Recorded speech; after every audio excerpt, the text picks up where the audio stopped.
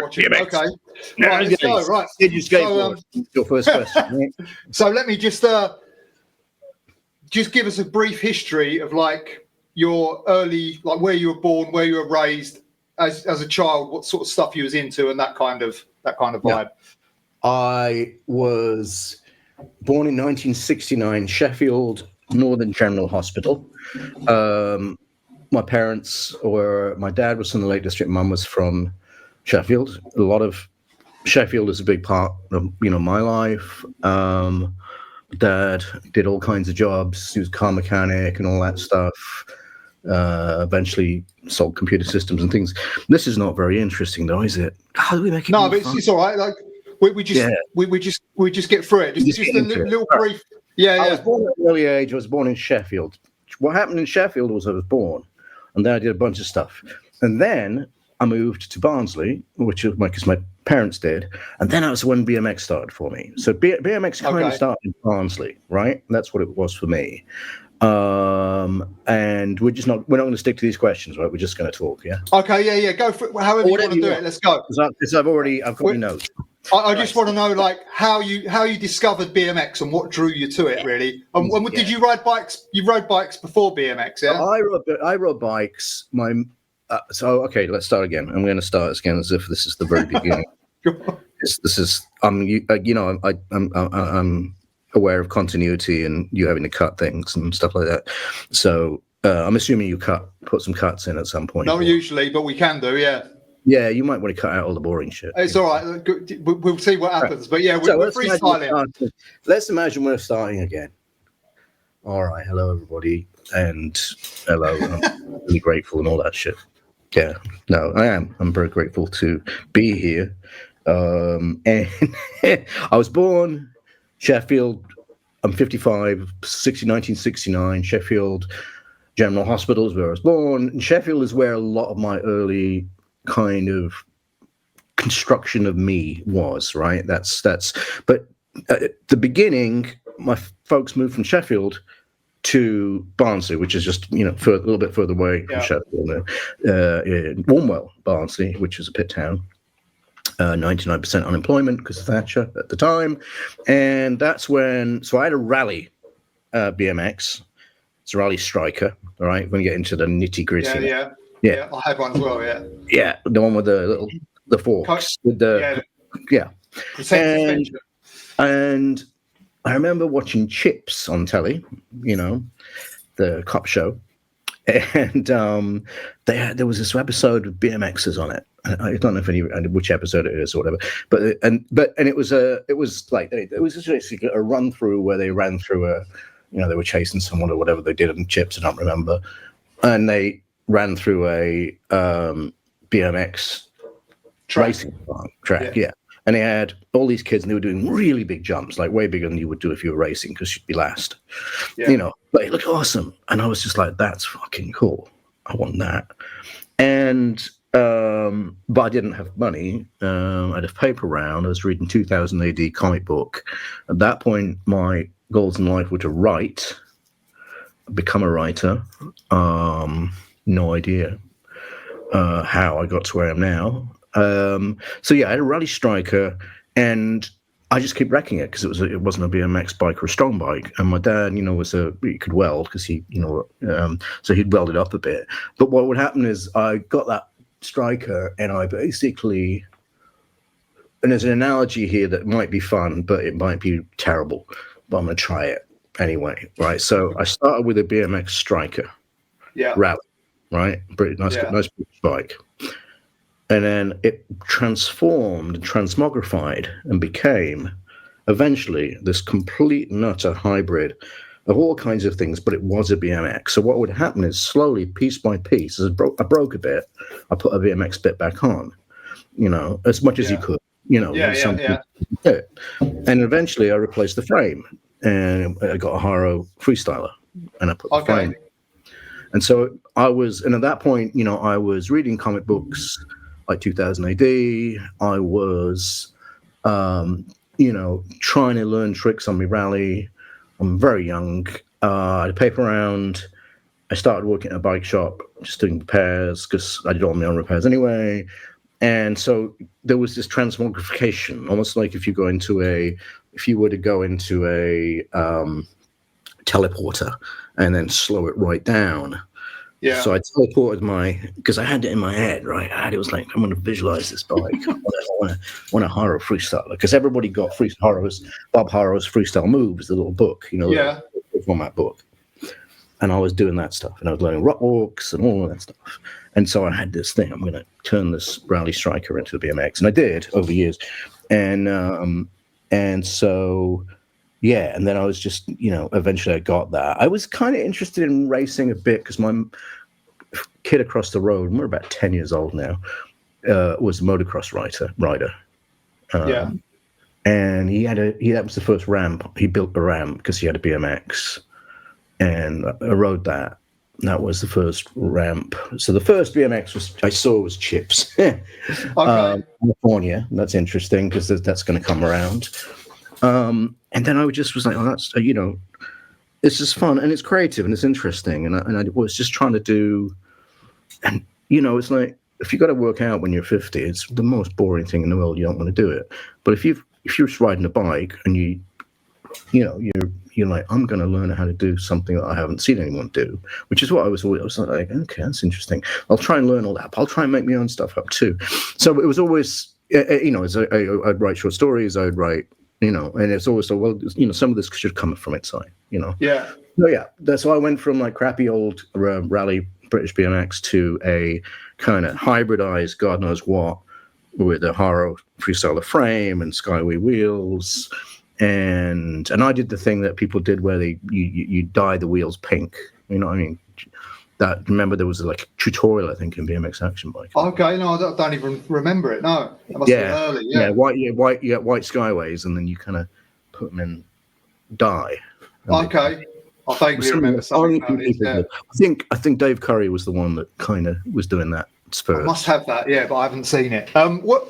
So where did you get the Haro though? Like, where did this? There was a bike shop in Sheffield we go to. So what I'd do is I'd get on the train down to Sheffield, and there was a little BMX scene there. And I'm probably getting ahead of myself now. And eventually we got I got the Haro, I think. And I might be wrong about this. It might be completely false memory. But anyway, I started with a striker and ended up with some form of a BMX. And then I got GT and Dyno gave me bikes because I just wrote letters to people. And said, hey, wait a minute, slow down. We're going to get to the creative bit, but give me the steps to get to the steps. Because before all this, right? Yeah. I've done a little bit of research. I've spoke to a few people, but what I did find was like when you said your friend had a ramp, he had a quarter pipe or just a fly-off ramp? A quarter pipe. Didn't last long. Didn't last long. He was the kind of kid his dad did everything for him, just like I am to my kid. And his dad made him this ram and said it'd be really cool if you did. And he was he was a bicycle motocross guy, not a bicycle motocross. He was a proper motocross, junior schoolboy motocross guy. Okay. And with that, he got a BMX bike as well. Okay. And so and then there were the woods behind our house, which we basically would traverse as a BMX track, and then we do little races in there. And at one point, we actually went into the woods. This is I'm a kid of memories I can't really have. I must be like 13, so I don't remember anybody's names. And we actually at one point built a track by literally getting rakes and stuff and actually getting to the top of the hill and raking it all around, and then building dirt jumps. And so we were doing that, and it was great. And then of course this old bloke comes along from the council and says, "Hello, I'm the local council city inspector. You're not allowed to do that. This is a woodland area. You cannot build a bike riding track in here." So we had to take it all down. And after that, in Barnsley, where I was living at that point, and the BMX riders there, Daz Whitfield was one of the. Okay, I know that name. Yeah. Yeah, Daz for sure, and a bunch of different people, but. Barnsley was just away. It was away from Sheffield, Walmart Barnsley. But I'd ride around there, and so I got all this wood, and I think I it was either in BMX Action Bike, or again, it might have been in the back of Pub Haro's Freestyle Moves. There was a how do you make a ramp? Like, there was a template, and my mate across the road, his dad was kind of helped a bit, and I don't even remember how I dealt with like a circular saw or something, but I did. I built this ramp in our backyard, but the thing was, it had to be right at the very bottom of the backyard, and the backyard was really narrow. So it was, and it had to be right in the back where like we had some rabbits and a hutch and various things, and the woods was directly behind us, and there was a tree which I used as the base, to make sure it was sturdy, and it was supposed to be back there, so people didn't see it, and it wasn't right. But then so the run up to the ramp was round a corner, just to get up to speed, through some really narrow gates, along a big long concrete thing, past some sheds, and then through a really narrow gate, so narrow that like the bars would just fit through. And then there would be about 20 feet, and then the ramp was there. Okay. So there's a lot to think about. So it was like this whole obstacle course, and then ramp. Yeah. And to begin with, and the ramp was not well made, and it didn't have a good vert, and so I was hooking up all the time, constantly on it, and but I was doing that. And I also remember just using the dirt and the mud in the backyard to, I would constantly just go around over and over again in repetitive manners to learn. Like when I first learned 180s jumps, I realized that if you use a little bit of a dirt kind of lump to get a bit of air, you got more easier. Right, and then eventually didn't need that time anymore because I had the body strength and all the rest to do a 180 jump, and then rock walks came and all the rest of it. And that's it. That was the early part of me. So I built, out of like stolen wood, literally stolen wood. We went down to, and everybody was really nice about it. I remember that. I remember going down to this building site where these blokes were building, a bunch of laborers working there. And I said, "Have you got any spare plywood?" And they're like, "What?" I said, "You got any spare plywood you don't need?" He goes, "What do you want it for?" I said, "I want to build a BMX ramp." And I showed him the plans. And the guy was like, "You know what?" He says, "Come back later tonight after a certain... I'll put a few sheets around the back for you." No way. Yeah. So I was carrying these floors of,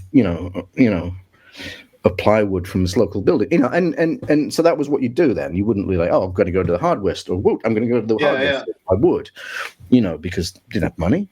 I had a paper round, and that's what paid for all the BMXy bits. And I worked at, I'm trying to remember the name of the bike shop in Sheffield. So at this point, I'm living in Barnsley, and I'm getting on a train going to Sheffield.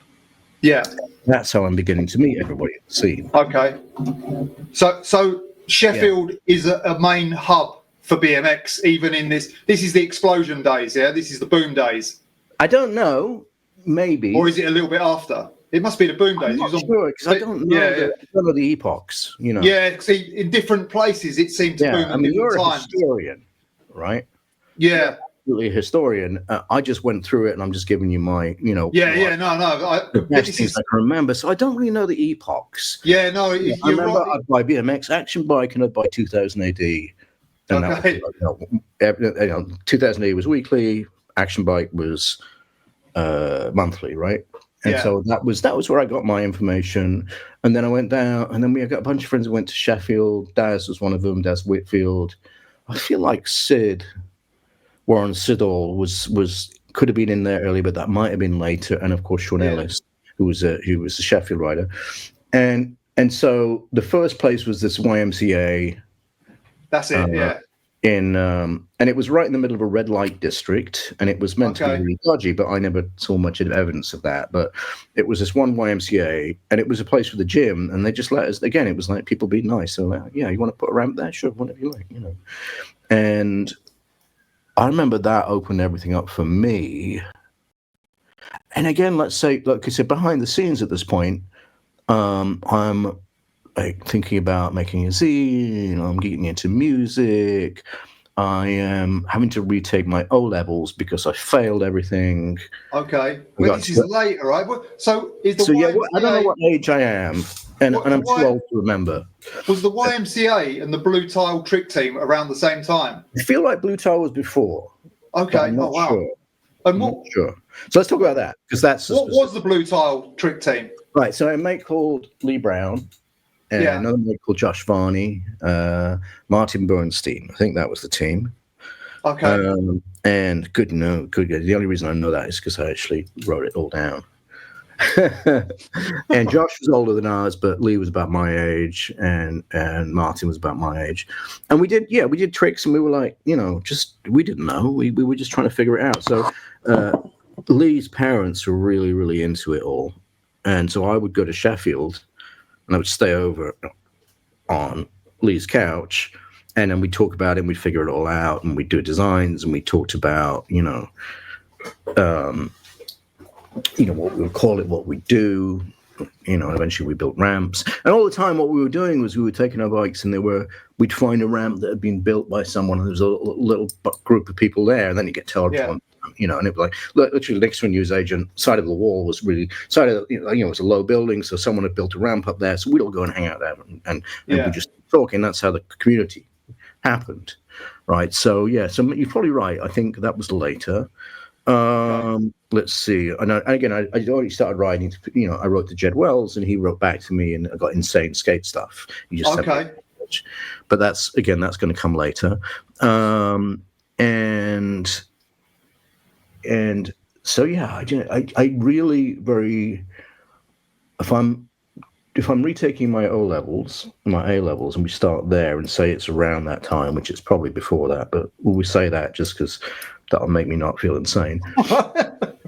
I'm also taking sociology classes. Because I got an A in English literature, I got an A in English language, I got nothing else. I know I got C in physics. So I had to retake them to go to college, and I wanted to go to college to be a journalist because I still thought I was going to be a writer.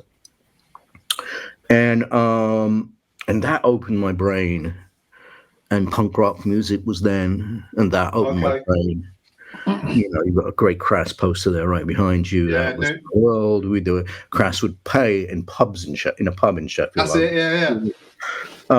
This whole subculture was that, and then I started going to college, and that's when I picked up a camera, and I'm jumping ahead in time. I'm sorry. It's all right. No worries. We can go back and forward. It's good. It's going to be like a Philip K. Dick novel. As long as we've got the topics that we want to cover, we're all good. You can go wherever you want. So yeah. So anyway, yeah. So the zines. The Blue Tile team. Let's talk about that, because I've got notes. If the zines, this is what you're saying. The zines came a little bit later. This sounds very early for someone making a zine. I guess that's from a little bit later, but not much. It all happened over a very short period of years, I think, from my memory. But my memory is not worth. So let me just show you this, because I wanted to show you this picture, because this was sorry. Yeah, whole shot. Yeah. So that hasn't happened yet. That's not happened yet. Okay. So that's in the future. I'm sponsored by GT. And that's the bike wrestling thing, which we'll talk about. No, this is pre-bike wrestling. Oh, pre-bike. That's me. This is you in 1985 whole shot riding for Dyno and GT. Yeah. All right, I got it totally. Yeah. Oh, you got it. No worries. I've got all these mags, so I can kind of reference stuff. Yeah. So somebody was saying, do you know what that was? Right? Somebody said you was trying to fly up to the balcony. I've no idea, mate. Don't know. No. Okay. All right. No worries.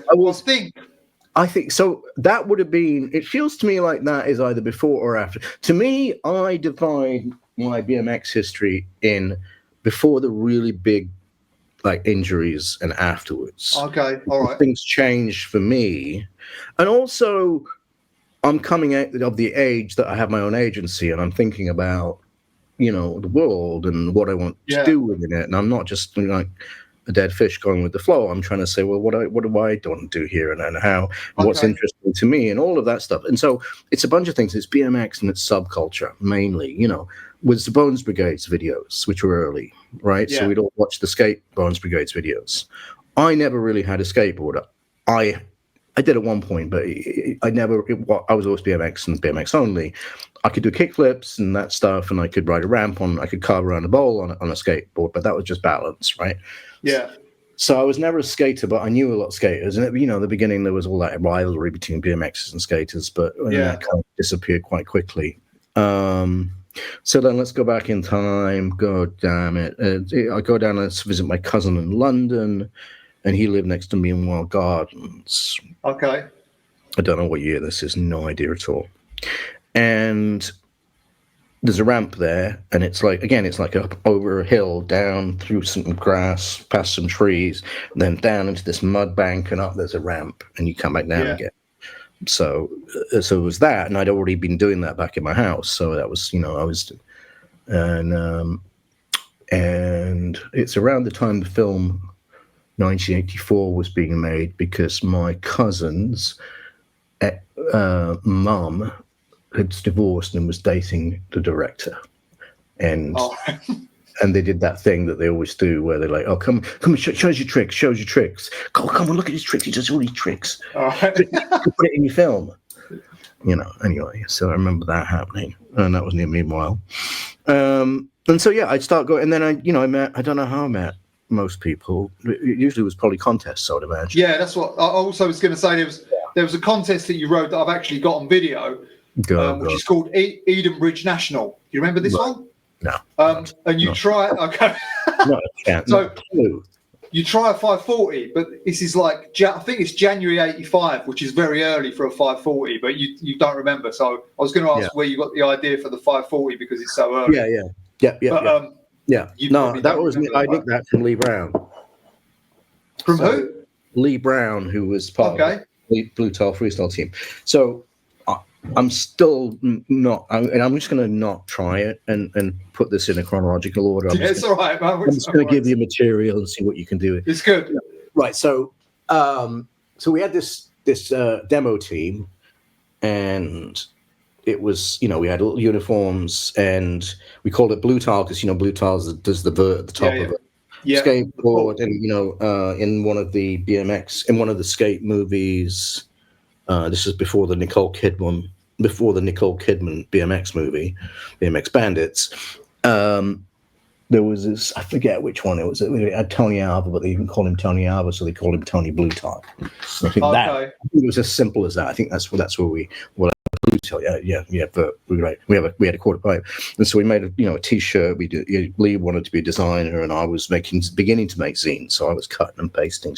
So we'd be sitting in his living room, just making stuff and making stickers and getting sticker sheets to put through photocopiers. All right. And that's how Damaged Zine started. But very soon after that, yeah. So didn't you have a pink PPLA zine before Damaged? No, the PPLA was never a zine. Oh, okay. I'll tell you about PPLA. No worries. Because people say, if you're not embarrassed by the stuff you did in the past, you're not learning anything, right? Okay. So the genesis of the PPLA was I'm learning all about sociology and those kinds of things. I'm 15, 16, or whatever I am. Maybe younger, I don't know. And I think it was an episode of a TV show, a British television show that no one will know anymore, called Citizen Smith. Yeah, I remember it, Yeah. And he had the People's Liberation Army, and I was just like, People's Liberation Army, not like people, pigs. And that's it, because that's all it was at that point. Oh, brilliant. People's Pink Pig Liberation Army. Yeah. Okay. And that's it. And that was all that went into it. And then I'm like, oh, great. I've got a name now. I can make a sticker. Brilliant. Let's design the sticker. Because that's what it was about, was like, making the sticker.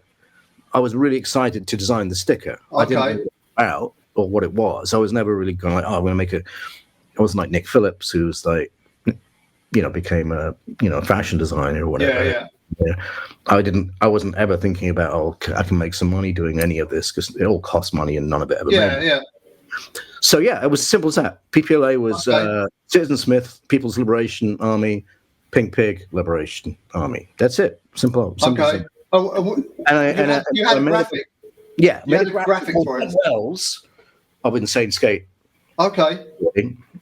had already, like, we'd been having and he was sending me zines, and I was sending him zines that I was doing, and he was sending me these skate zines that he was doing, because he was a brilliant illustrator and artist, and we hadn't met, and we were just like, we had this kind of like pen pal relationship, and so Jed did me a couple of PPLA designs, one of which I think Lee Brown and me were possibly screen printed, like home screen printed it, like made the screens and painted them and everything.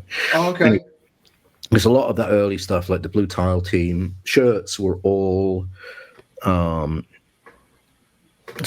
screen prints. Hand screened, yeah. Where you're like painting the latex on the screen and doing all that shit. Oh, okay.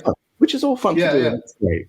And, so what's happening is my awareness of subculture is beginning to expand. I'm listening to punk rock music from America, punk rock music from England. It's very political. I'm living in a pit town in Barnsley with 99% unemployment. I'm aware of that. I'm seeing what that is. Thatchers at her height, Scargill's there, and I'm just realizing there's a lot more, and everything's more complicated than any of the things that you taught as a kid. And I had a sociology class, which completely opened my mind. There was this thing called the Gerbner's model of reality, which blew my mind completely and changed me forever. And essentially what it said is really straightforward and really simple, but nobody was saying any of these things to me, and there were these assumptions wherever you went that, well, there's this thing that happens, it's reality, and if you read it in the papers, it's probably true, and if it's on the telly, you can see it, so it's true, and all of that stuff. So this was my first, I'm hearing dissent everywhere in my music, which is great. I'm listening to everything from, all the Bones Brigade soundtracks, Agent Orange and all that stuff, and but also, Crass, and stuff like that, the British stuff. And so I had take this class, and the Gerbner's model. And the Gerbner's model, essentially, if you break it right down, it works really visually, but it's pretty simple. And essentially what it does is it says, okay, if an event happens, a bunch of people go to that event, and it visualizes it. So it's a circle, the event, and you have these people there, and they perceive the event, right? Then they write it up. Then those people aren't involved anymore. They send that to some other people who look at what's written. They perceive what's written. They write it all up again. Then they get the evidence that they can. And so what you do is, for the first time in my life, I'm going, oh, subjective reality is everything. Subjective reality is absolutely everything. There's no reality, but there are facts, right? Yeah. Which is a big head expansion for a 15-year-old. Well, when your mind's been boxed as well. Yeah, and so I'm like, oh wait, there's a way out here. This box. Yeah. Let me come out of this box. And it was very obvious to me that one of the things I had to do was get out of Sheffield, get out of this and I was living in quite a depressed society at that point, because it was Thatcherism, and particularly if you in a pit town. Yeah. So I was living in that life, in a working class. Technically, possibly lower middle class. I don't know what we were, but not education. I was the only person that went to college. Yeah. In my family, no, my sister went to college as well, but I got a BA honor, and I got a MA and a PhD. But yeah, so I am understanding the world, and all of it is through this lens of BMX, what I'm doing, right? So I went to take a college course in journalism, and I started then learning how to edit videos and shoot videos and take photographs. And I was starting to go down to London, met up with Andy Brown and those guys that I'd seen at contests, stayed at Andy's house, did all kinds of stuff there. But it's all through this lens of VMX, and I'm beginning to, watch movies more in a different way now. I'm looking at films not from a critical perspective, but from a structural perspective, where I'm understanding a lot more about the human condition than you're told at school, right? Yeah. I'm thinking a lot, and I'm thinking a lot about everything from sociological issues to philosophical issues. I'd love philosophy, love to go on mind-bending paradoxes, that shit. All that stuff was interesting to me and fun. And because I was writing a zine, I was Tim Leighton Boyce, who was the photographer and editor of BMX Action Bike, later Rad, Read and Destroy. He got in touch because he'd seen a photograph of me at the YMCA, and I think he came and he photographed. I don't know whether any of those photographs ever got used. But Tim was a major influence on me because I interviewed Tim. He's one of the guys on the channel. Oh, great, brilliant. Yeah. So Tim recognized in me this cultural need to understand more things. Yeah. And he would suggest things that I would then go and watch, which would blow my mind. Like no way. Like the films of Nicholas Roeg, was I think you'd like Nicholas Roeg, Tim would say, on the phone. Because I was writing articles that they were publishing. I just did contest reports and a couple of fiction pieces was all end up getting done. But so I was always a freestyle. I was always a freelance. Yeah. Writer. I was never on staff there, but I went to the office there, and before Nick was there, I went there. There was this weird day where I was up in the office there, just proof typing one of my articles, I think, although I might not have been doing that. And Spike Jones was coming, and I was at that point now in that pen pal relationship with Andy Jenkins, who ran Freestyling, yeah. Homeboy magazine, and he had his zine called Bend. Now Bend magazine, Andy Jenkins as zine. I've got a load of them somewhere because I always kept them, and then I don't know where they are. There's nowhere I'll find them. His design style was everything that I was trying to do. Okay. So he was a brilliant designer. And was he the guy that did a lot of the photocopy stuff, or was that all the photocopy look was Andy Jenkins? I would say, although I might be wrong, but from my perspective, from the horizon line that I was looking at, Andy, I was already using a photocopier to do my zine, which was just stupid, silly stuff, but I'd send it out anyway, and I sent it to him, and he would just send me this package back full of these beautifully designed zines that he'd done or that he'd pass on from other people. And I was getting a similar thing from Jed Wells, who was living at that point on the Isle of Wight, but there were a couple of skate zines, so he'd send me a big pack of stickers, and I'd send him stickers I made.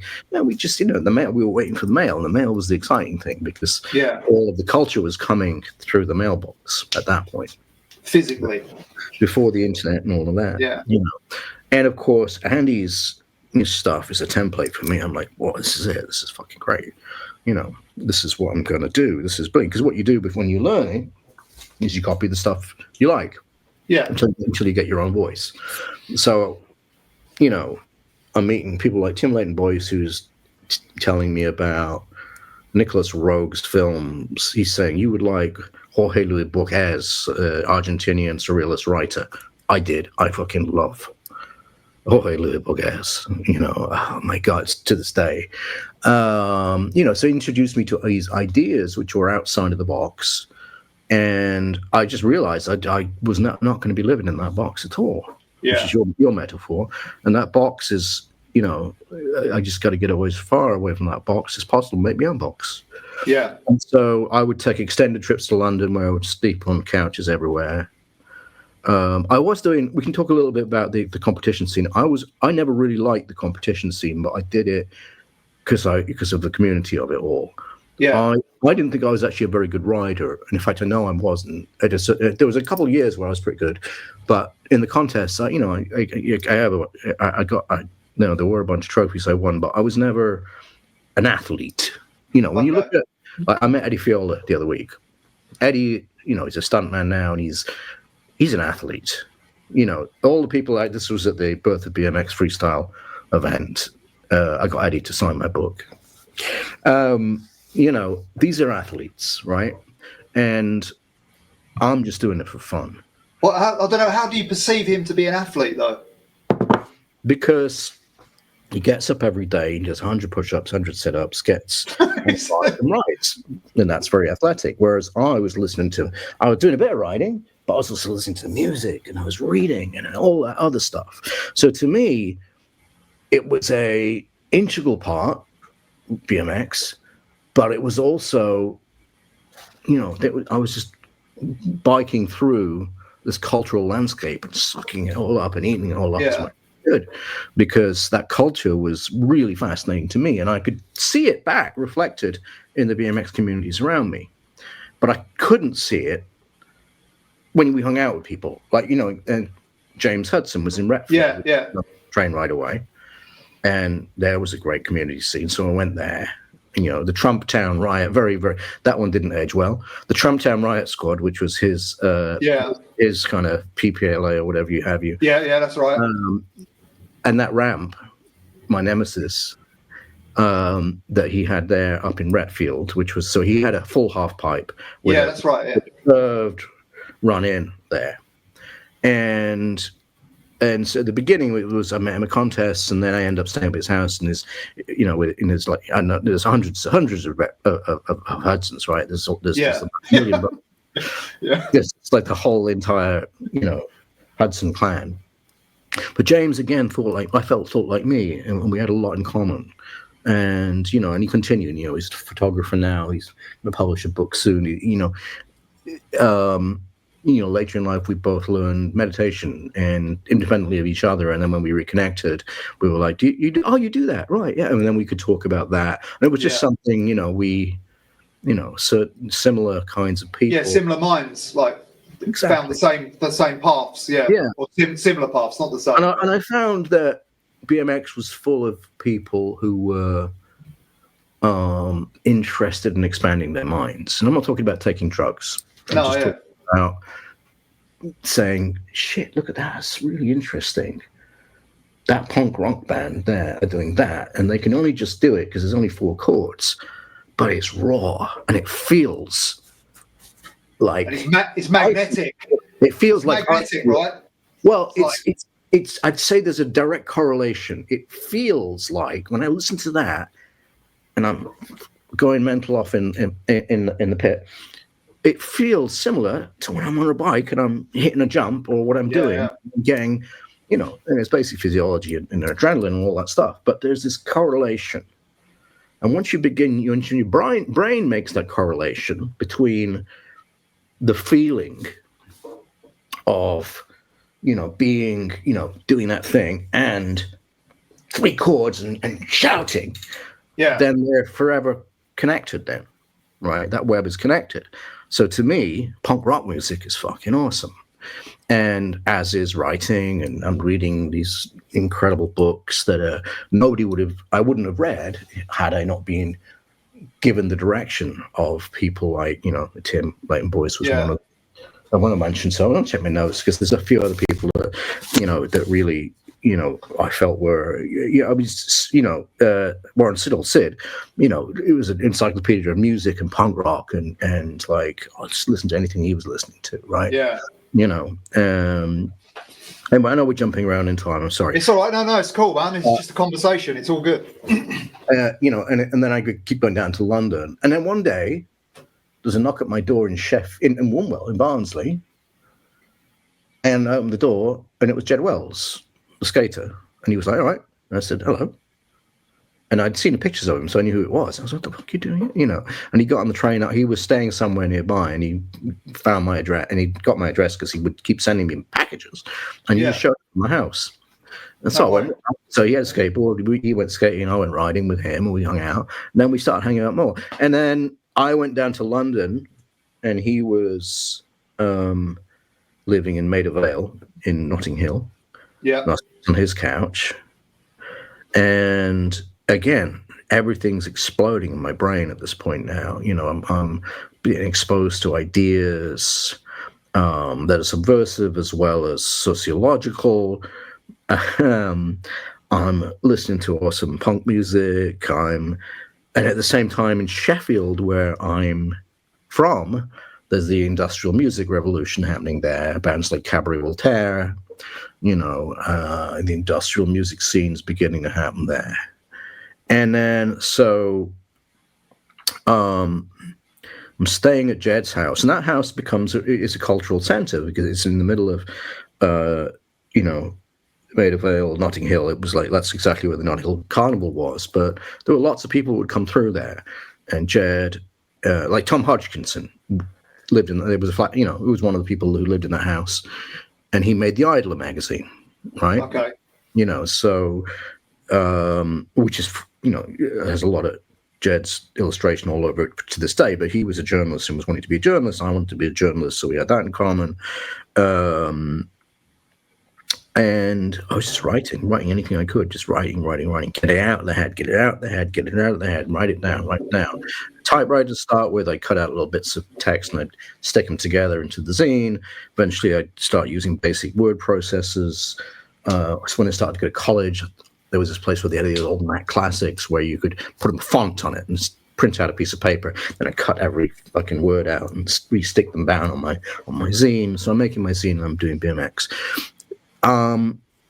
I found the pressure of competitions to be really, really not something I liked. And so when I went to a competition, I didn't ever think I would place. I'd just be like, I'm going to experience this, whatever it is, so I don't get any anxiety. I'd still get anxiety. So my choices would not be those of an athlete wanting to win a contest. My choices were much more existential about, well, I'll do it minute to minute and I'll figure out what I can do. I'm not going to place, right? Yeah. You know, so, and then we'll go back in time a little bit to that time, to the YMCA. We got a good ramp there, a really well-made ramp. And I hadn't injured myself at that point, particularly. And I remember being able to ride at the ramp as fast as I wanted to and get as high as I wanted to without any fear. Okay. And it was the greatest feeling ever, right? Yeah. And I had a few slams, but I wouldn't have anything particularly bad. And I'm still hanging out with the old Blue Towel team there as well, right? And Lee Brown's, you know, something going on with Lee Brown. What's going on with Lee Brown? He's been very secretive. What are you up to? I say to him one day. He goes, I'd go there and I'd ride the ramp and I'd be, well, Lee was here, but he's gone now. Oh, he was here this morning. He's gone now. Okay. What are you doing, mate? What's that? And he goes, okay, I'm going to show you. And he went in and he came riding up and he attempted a 540. Okay. This is way back. This is like, we called them McTwists because, you know, there was the 85 or something, yeah. Yeah. And I looked at it and I was like, because I've been thinking about that. And he didn't pull it, but he was close. And so I immediately went and tried it. And my attempt wasn't that far years. All right. And I was like, ooh, it's interesting. This is really interesting. And then he pulled one. And I was like, fucking brilliant, you know. And then I learned, and I got to this point where I could do them. I could do them. Start with inside the ramp, not in the vert, not in the vert. Yeah. But eventually, I get like a foot or so out of the vert. All right. And I loved that. I was like, this is brilliant. The world's spinning, but I'm in control of it all, right? And at the same time, I'm going up to Retford and meeting with James and the brothers. We're riding ramps there, and so I got so I could do a 540 inside the ramp, but getting vert was the goal, and I wasn't getting over the vert. Yeah. Right. And so I remember what happened was I went to and I go to contests, and I was like I could do the in the ramp at 540, but I couldn't get out of the vert. And so the contest, I'd try to push it further. I just try and do it vert, and I crash. Yeah. You know?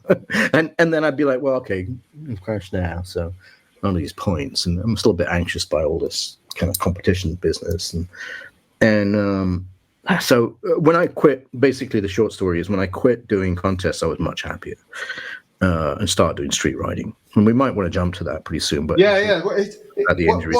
But yeah, I actually, it would give me anxiety, and I didn't like the contests. I liked the community. I loved people. I loved the demos that were done, like, you know, Andy Ruffle, you know, coming and doing a demo. On the year that, you know, Brian Blyther and Ron Wilkerson came and they did the 540 with the Canon with, you know, with you know, I love that part of it, and I love the culture, and I love going around like, oh, you got stickers, swapping stickers with people. I wonder what this is. Great, brilliant. Yeah. So I was more interested in the culture than the athletic sport.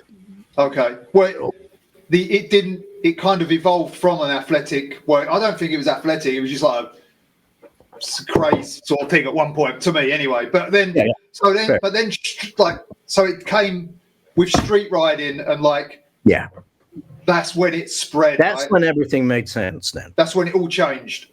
That's when it made sense to me, and I'm like, this. Now, I'm not doing these contests that are making me throw up the night before, and I'm not getting much out of it anyway.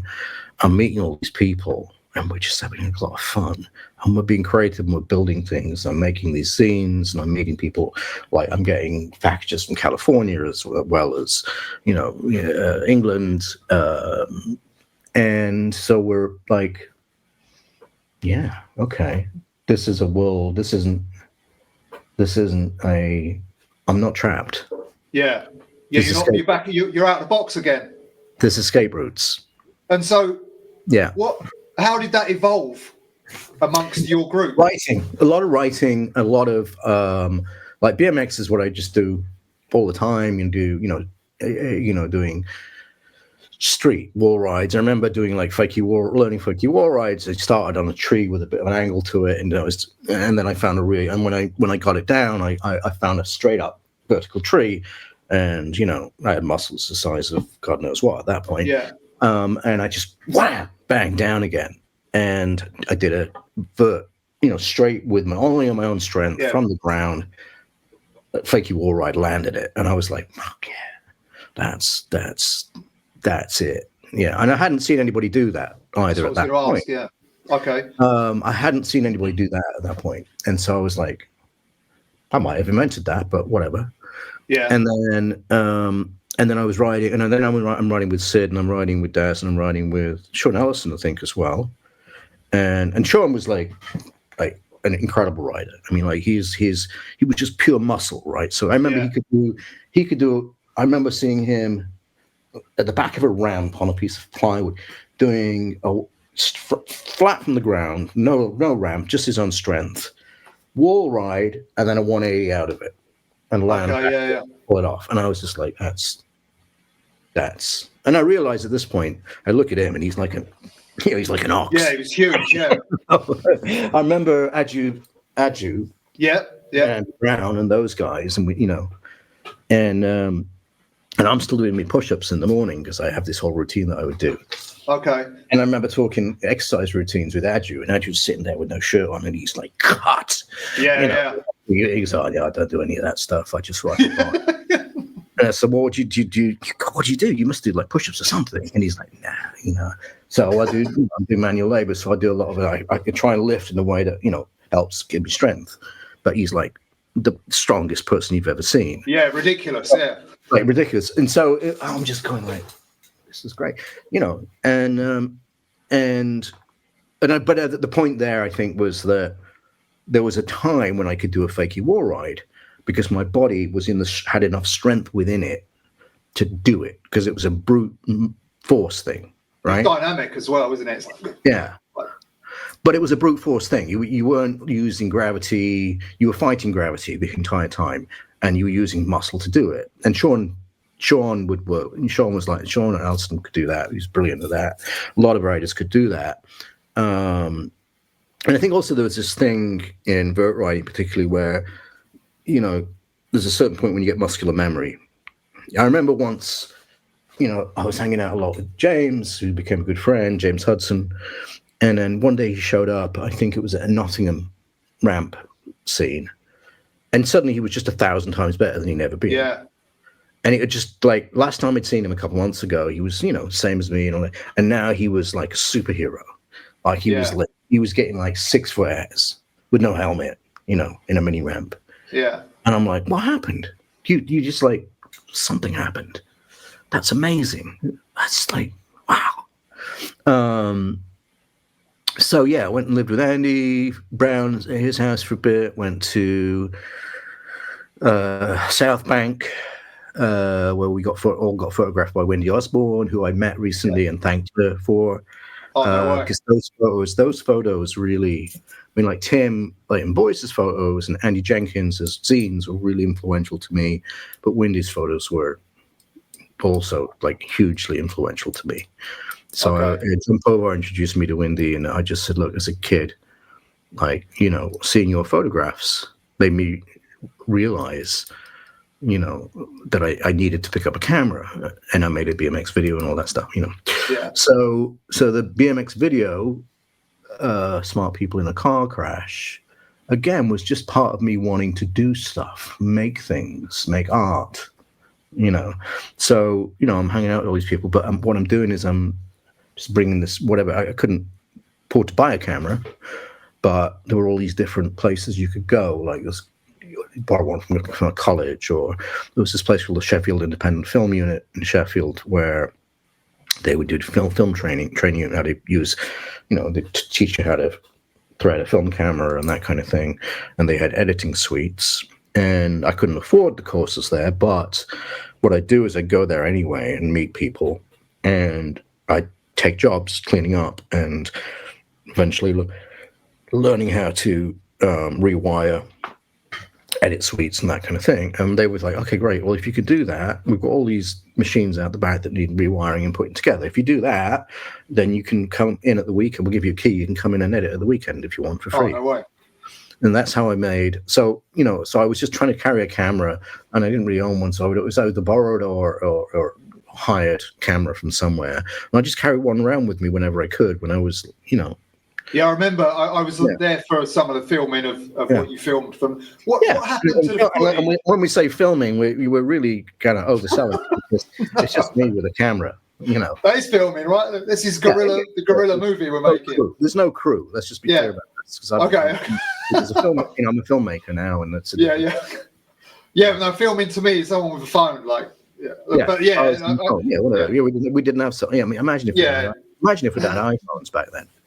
But go on. Sorry, but what about damage? So damage was just I was like an angry word. Damage, that's subversive, and that's what I feel is this, and I'm feeling pressured by society.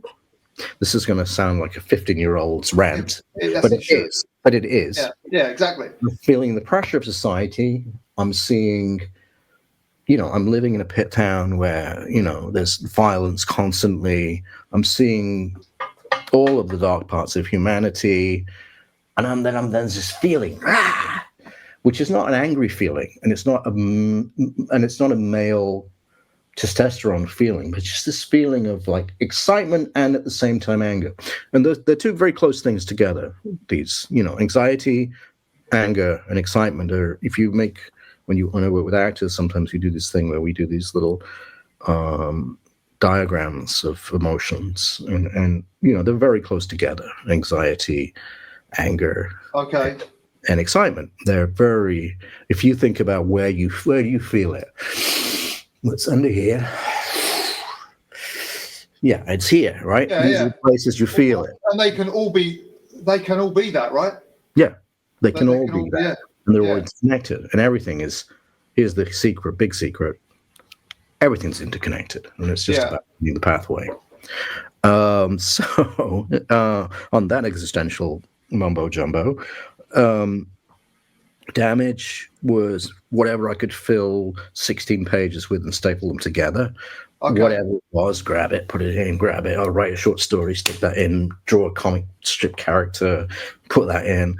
And then it evolved as my thinking evolved, and in one of the places there was the YMCA in Sheffield. There was also a little bridge like just a bridge that had a incline on it. Yeah. And that was also a place we'd all go and just bang right there. Like a bank. It's just a bank, yeah. It's just a bank. And I've got a little backpack, and I've got, copies of me, photocopied zine in it. I give them out to people. And one day I'm riding there. A couple of people, I don't know who they were. There was Stuart Horner as well, and there was a bunch. Anyway, and this bloke walks by, African American, a black fella from Sheffield. Yeah. Called Tony T. He says, "My name's Tony T." He said, "Can I see what you?" And he's looking. He goes, "Right, yeah." He says, "I've got this thing." Because I also put up posters as well, which he'd seen before. I've got this thing. I work for the Afro-Caribbean Centre in Sheffield. We've got this offset litho printer, right? And I'm trying to fix it, and I'm having to service it. And I need someone to help me. And it looks like you could use a printer. And I was like, yeah. And he goes, well, if you could show up, at this point, tell me where it was and help me, we'll do it every few days. We'll work on this thing. Then when we fixed it, if you want to do it,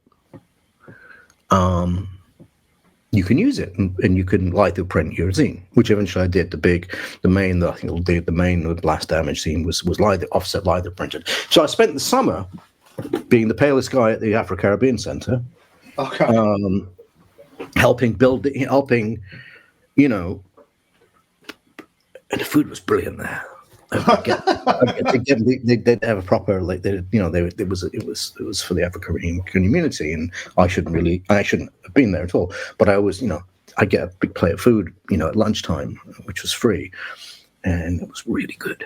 Rice dishes that I'd never thought of. Anyway, and so over one summer, I helped rebuild this offset litho printer with this bloke Tony T, who became a mate, and it was really innocent and weird like that, because a story like that nowadays, you probably find all kinds of darkness in that story. But I just focused on what was going on, and it turned out to be there was no darkness in any of that. Yeah.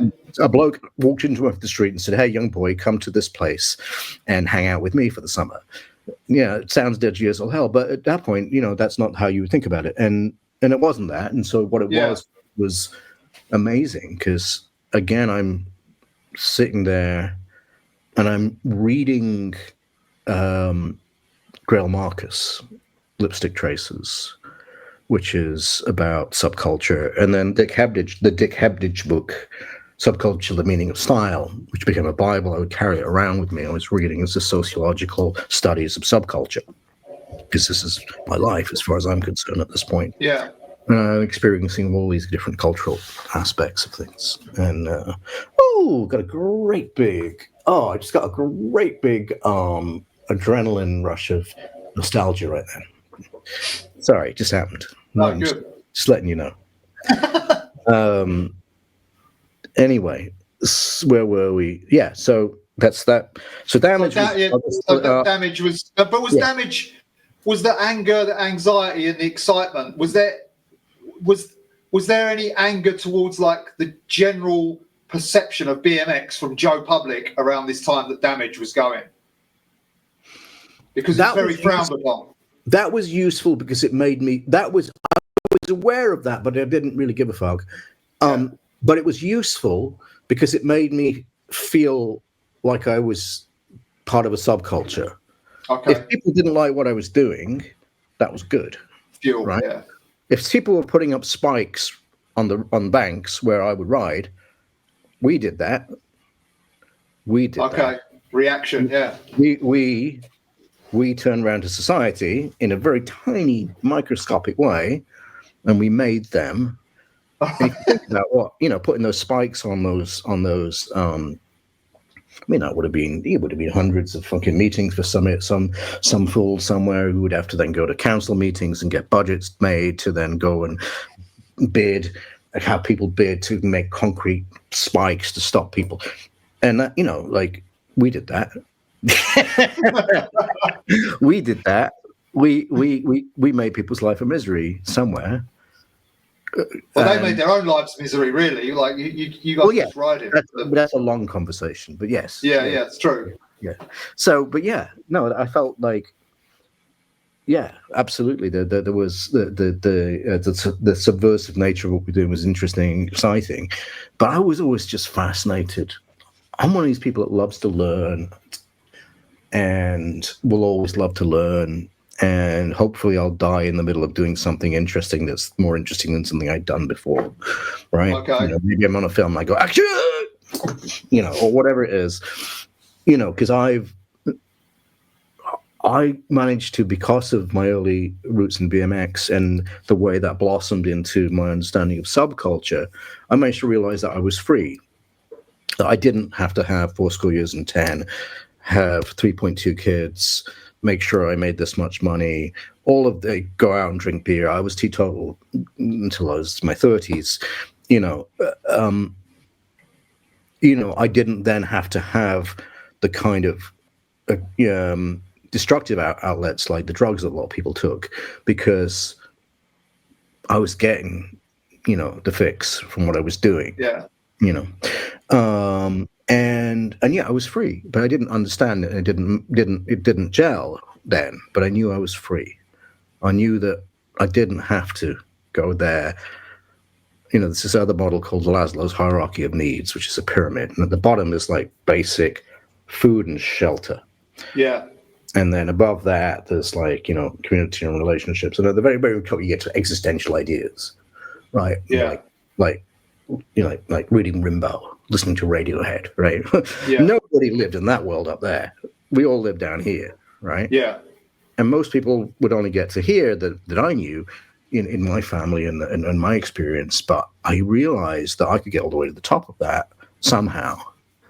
And it was really inspiring. And I just wanted to do inspiring things. And I wanted to make films. I remember I made little films while I was studying to be a journalist, and I was being published as a journalist, BMX Action Bike, which, that was great. So on the one hand, I was this degenerate who was subversive, and on the other hand, I was being successful. So once I'd failed everything, and people had yelled at me about, like, I'm never going to come to it, I'm never going to come to anything because you failed all your levels or whatever it is, which definitely happened. And once you beat people going like, what the fuck, you're never going to do, you're never going to make anything of yourself. You're going to, all of those things, which I don't resent in any way at all. That's just those people that's all those people knew how to do. I was like, okay, we've done that now. I failed everything. Great. Now can I try what I want to do? Yeah. Okay. You know what I mean? Which I recommend to everyone in the world if they're young. Fail at everything and then go do off what you want to do. Yeah. It's funny because, like, the way you explain that pyramid is like, the way I would think about it is you've had all these weights put on you to keep you from going up to that top piece, whatever that piece maybe is only how you think. But like, you shed them weights that everyone else's weights, and you go up, right? Yeah. So that's how that's how it goes through my mind. That's exactly how it is. It's and those weights are sometimes attitudes and values. They're not physical constraints. They are the way people see you. Yeah. I'm sure I'm 5'1" on a good day. Yeah. Right. Yeah. In heels. Yeah. And so physically, I look different to most people because most people are of average height. Yeah. And I've never resented people like poking fun at me, but it's funny. When I met Eddie Fiola, he's about my height. Yeah. That was what we talked about. And we talked about filmmaking to begin with. And I don't know how we got on the subject. We were talking because he was he's a stunt coordinator. I'm a director. He's a stunt coordinator. I do work with stunt coordinators, but I was interested in working with him now, and someone else says something about our height, the both of us. And I go, yeah, no, fuck that. You own it. If you're this size. You're born with the DNA you're born with. You get your clothes tailored, you own it. And Eddie Fiola goes, yeah, I'm the tallest fucker out there. I love it. Anyway, So, gosh, where were we? I got on to my second coffee because I knew that once I'd finished this one, I'd need another one. No, it's good. So we were just coming out of Damage. Yeah, Damage, and writing, and I wanted to write. You know, I went to college. I got access to equipment. I did the music video, Smart People in a Car Crash, and at the same time, my local music shop, which was a little punk record shop called Fun Records, had these two guys, Rob Mitchell and Steve Beckett, who were the founders of the label Warp Records. Okay.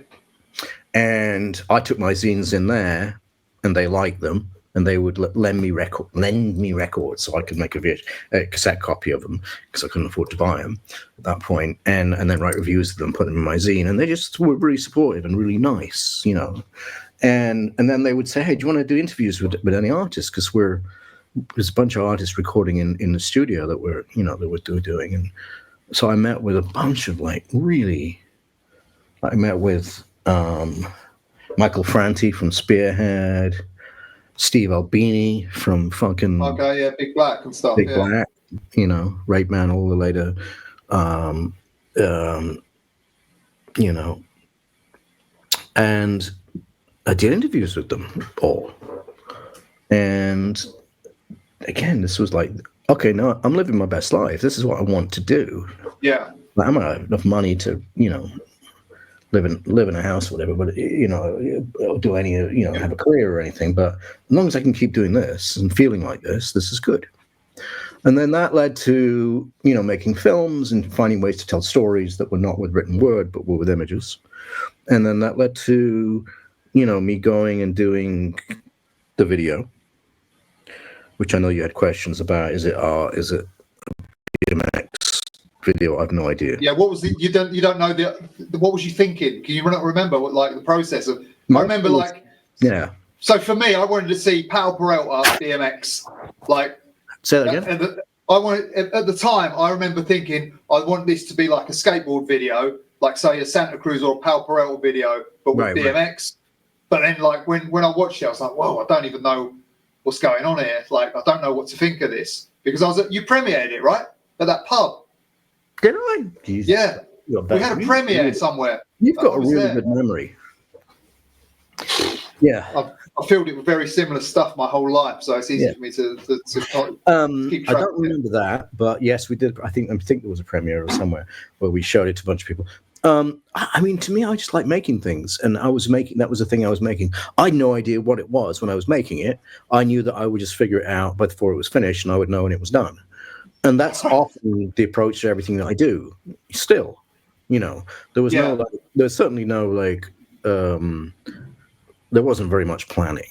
I mean, now, you know, the world I live in now, the universe, the person that I am, is all preparation orientated. Everything I do, I plan meticulously. But then it was just experiencing, which was really interesting to me because I always had this question that nobody could answer. And my son recently, who's 8, asked me a very similar question. And I knew exactly what he wanted. He knew exactly what he was thinking because I had thought that thought, which is that, well, when is now, right? I'm not talking about the Smiths. Yeah. You know, there's a moment you're in. If you look at a clock, if you're running late, clock's ticking up to it. But there's a moment you're in at this second, and that's constantly what happens when you look at the clock. But what's the relationship between the past and the future? And how long is the present? Well, there isn't any present. It's continuous, right? It's just this moment. But actually, that moment is all of your experience of life. So live in that moment right there. So I'm talking a lot of Buddhist shit, and I've never read anything on Buddhism, but I know this. And my son said to me, well, when's the future? How do we know when it's the past and when it's the future? And I'm like, exactly. Yeah. There is no, and when I work with an AD, who's the guy who runs the schedule on, and I go, yeah, time is an illusion, mate. He's like, no, you've got 8 hours and that's it. We're out. We're wrapping it in 8 hours. Time is an illusion, you know. It's just this moment right here that we're in. And then later in life, I learned meditation.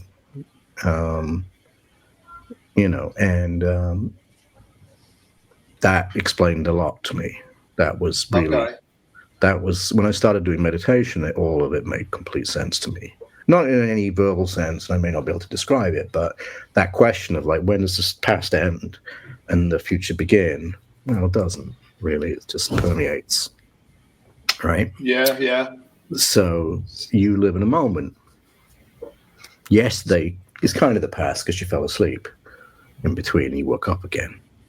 But actually, there's a continuity to yesterday. And you don't know what's coming in the future because you can't, but you can sense it, right?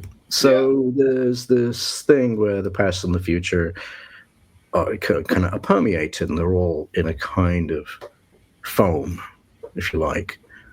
And you live in this moment, and that moment doesn't really exist in any empirical sense that you can define, but that's the thing that you do.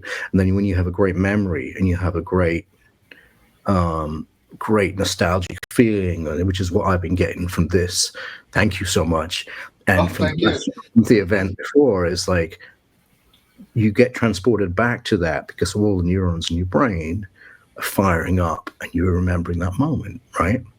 And in a way, you're in that moment, as well. But that's why. But you need the past, right? You do. For now, you need the past. Well, for the now, but the now is constant, right? Yeah, but all the stuff that you've gathered inside is from the past. Indeed. I'm not. And I don't know where I'm going with any of it. I'm asking you. Of this theory, but like, because somebody told me in a coffee shop last week that there is no time, and he broke it down in this long-winded, like, deep thing, and I was like, whoa, I don't know what's going on here, but like, he had a similar theory, but time is how we measure experience that we do. And we. So he said, this might be of interest to you. You might have heard it. So he told me that time, if you spend a lot of your life doing something that you want to do, and suddenly that time has gone quick, right? So you've done something you want to, whatever you like doing, meditated, riding bikes, whatever it is, and you're like, I've done that for 3 hours already. I can't believe that time's gone. Yeah, that's how you age. He told me, which completely like made me think, whoa. So that's kind of like everyone I know skated and rode BMX or played music or done something that they've enjoyed for a long time always looks younger than this guy who's done this job that he hasn't liked for 40 years. Yes. And I had a bit of a spark that went off. Have you heard that before? I heard something like that, and I have my own theories as well. Because 8 years ago, my son came into my life, and that's a radical thing. I don't know if you have kids. I've got a daughter. Yeah. Right. So she was excited that I was speaking to you actually because she's a fan of Twilight. So. Oh, cool. Yeah. Excellent. We've got a Patreon page, so if you could show us any support, we'd be most grateful. The link's below. A lot of work goes into these shows, so anything you could do would be much appreciated. Thank you. How's things? You all right? Yeah, no, I fucked my back up the other day, and I couldn't get out of bed for a couple of days. Oh, no way. And then I've been to physiotherapy this morning. So what is that then? Is that a long-standing injury? That is. The best I can guess. Are you already recording? Yes, Yeah. I forget. Is that I had a big whole bike hook up, trying to do 540s on James Hudson's ramp, and I fell all the way to the floor of the ramp, like from the top. Yeah. And I landed on my back, and I had a backache and it hurt. And I think it's that because when I first had this diagnosed, I have a crack in my back that opened up and it hasn't really healed properly. And they said, "Oh, this is like a 20-year-old injury." And I'm like, "Oh yeah, that would have been BMX." I haven't jumped off anything big and hurt myself since I was riding my bike. Wow. So it's got to be that. Anyway, so yeah, I'm assuming it's a BMX injury. Yeah, I think that was the one. I think that was the one. I broke my collarbone on that ramp. First time I ever broke a bone. And what I wanted to do as soon as I had enough strength and it was healed to get right back on that same ramp because I didn't want to get scared. So I did, and I crashed immediately and shattered my collarbone. Oh, no way. And I think that has probably got something to do with me transitioning from ramps to streets, to be honest. Oh, okay. So that I had 2 pretty nasty injuries, and then at some point I did something that fucked up my back, and they were all on vert ramps, and I was just like, maybe I should do something else for a bit. Yeah. Well, because I wanted to ride, and I had a shattered collarbone, and I couldn't, because it's one of the, I don't know, most riders have done the collarbone. Yeah. It's one of the most painful. When you first do it, it hurts to breathe, and the idea of doing like a push-up or anything that would involve lifting your strength is out of the question, right? So, but I wanted to ride my bike, and I was like doing whatever I could. I'd be doing like no hand stuff or whatever. Just to get and but when I got back into it, I just started riding street more, and I did some ramp riding, but I stuck to street, and I think it was probably a. All right, I didn't know that. So hence why you called it your nemesis when we spoke last time. Yeah, my nemesis. The The Trumpton ramp. The Trumpton right ramp. Yeah. But I mean, it's I say my nemesis purely for the broken bones. I love that ramp. Yeah, of course. What those guys did there, and I wondered. I do remember this kind of once I hadn't been for a while. I went there, similar to another thing when James showed up a bit later, and he suddenly got really, really good. And there'd been this explosion of, I don't know, vert riding while I was away. I think with my injury, I don't know, maybe something else. My brain can't remember that shit. And then suddenly, I'm seeing like Chanellis and other people, and they're just fucking flying like 8 foot, and I'm just like, oh, that's what stuntmen do. That's not what I do. Yeah. So I was like, all right, well. Yeah, I've been hurt really badly, so I'm just gonna take it easy and do street riding. So I would go there and I'd hang out with those guys, and I would just carve around the ramp, but I wasn't serious about getting big air. I was like, no, that's not for me anymore. I don't want to do that. That's crazy because I think street riding is more dangerous than it can be. Yeah, riding. It can be, but it's. I suppose you can pick. You can pick what you want to ride. The height that you're at. I mean, these days, street. I see mental stuff going on with street. It's great, like people, going up, landing on house roofs, jumping. That's it. Yeah, 16 off house roofs. That's stuntman stuff. Yeah. I'm a film director, not a stunt coordinator. I was incredibly privileged a week or so ago.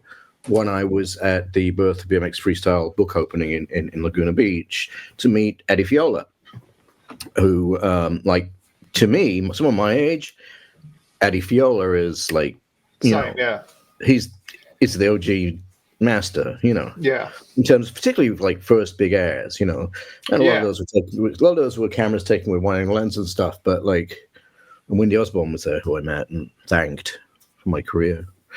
But I got to talking with him. I was introduced by John Povar to Eddie, and Eddie's a full-on stunt coordinator. And we were talking about the business, the film business, and I tell you, as soon as I need a stuntman, I know exactly who I'm hiring now.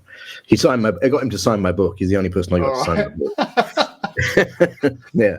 So I was like, never meet your heroes to disappoint you. But in this instance, I met him, and he was awesome. Yeah, he was. I've interviewed him. I thought he was really nice as well. Yeah. I saw. Did you do a demo with him when he came over for that tour? Okay, I thought you did the demos. Yeah. No, I'd never met him before. It was as a kid growing up, he was a hero. Yeah, of course. Yeah. He was. It was him, Bob Harrow, Bob Harrow's freestyle moves. Those were all the. It was the initial, the gateway riders that got us into California Dream subculture. Yeah, man. Yeah. That's good. Yeah. So I don't know where we left off last time. Neither do I. Should we just? But it's all right. We're just freestyling, so we can just go freestyle with if you like. But you know, if you want to guide me with questions about specific things, if I can remember them, I'll do my damnedest. But no worries. Yeah. I did have you, notes last time. You kind of covered the YMCA and the early Sheffield stuff. Yeah, we talked about YMCA, early Sheffield. You know, the Sheffield days. Sid, Warren Siddall, and Sean Ellison, and those guys, James Hudson. We should have talked a lot about James. James is awesome. I'm still in touch with James. Jed Wells, we talked about his Insane Skate. Yeah. Again, a really good friend I'm still, you know, very much in touch with. And so we got that far, I think. So now we're in the street days. And I'm hanging out with Andy Brown. Okay, so we're in London. But before we get there, how did you get on GT, Dyno?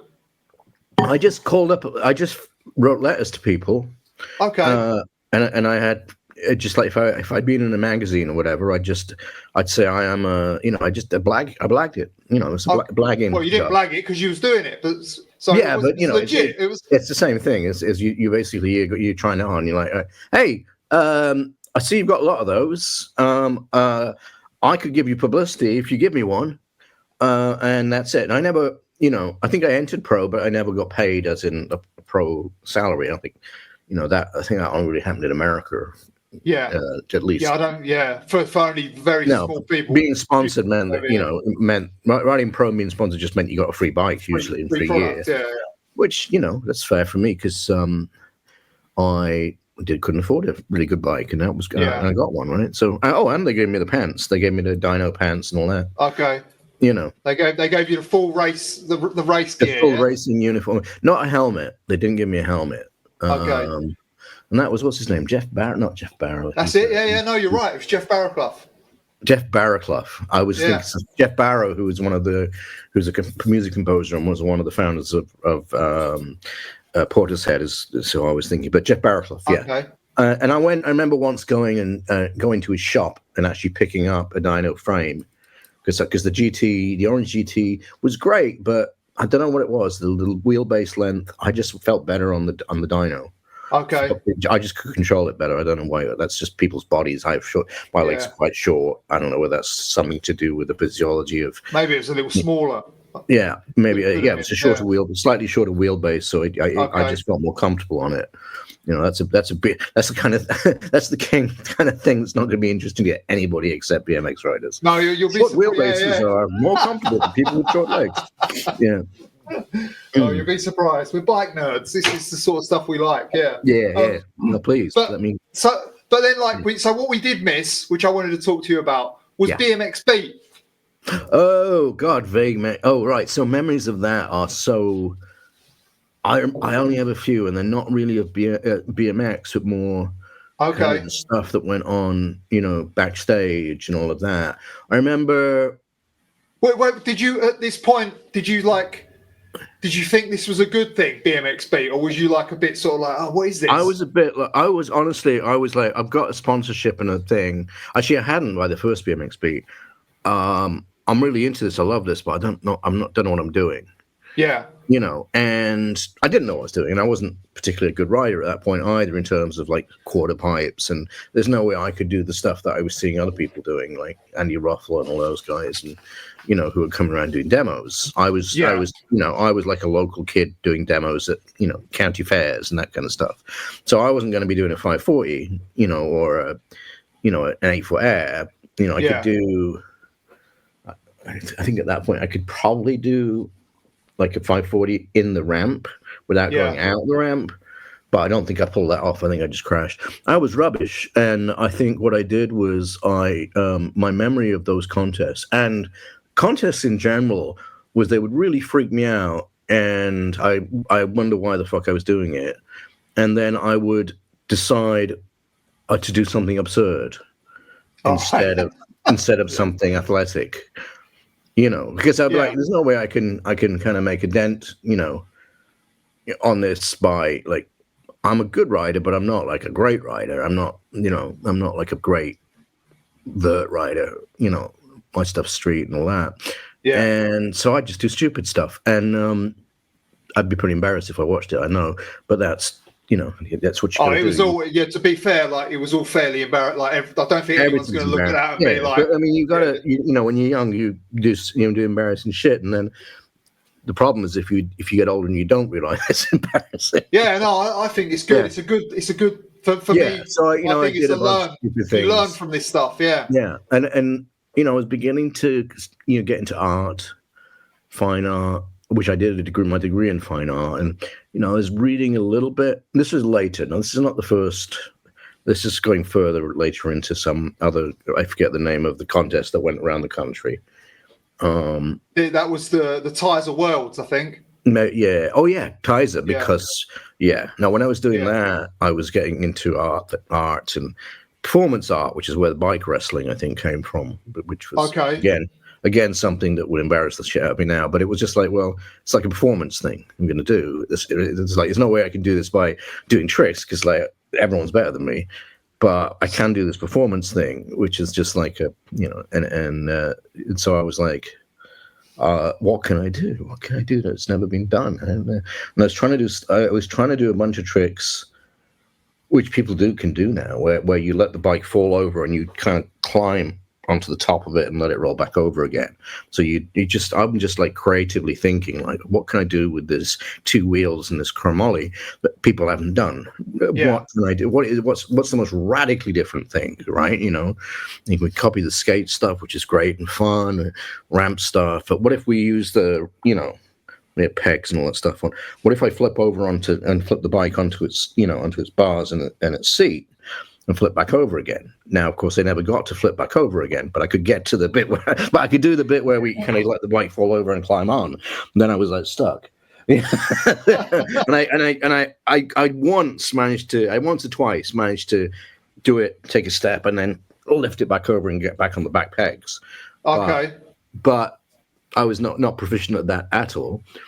so it was stuff like that. I was just thinking, what's new, like to what's a different way to do things, stuff. You know? And part of it was like, well, performance art. I'm gonna wrestle. If I don't make a trick, I'm gonna get angry with the bike and do a performance art piece of. It's funny that you think that that's embarrassing now, because I don't think that it's like BMX beat to me is like, I could see people being embarrassed for that. Well, you know, we were kids. Bike wrestling, mums not and dads driving us to that shit. You know what I mean?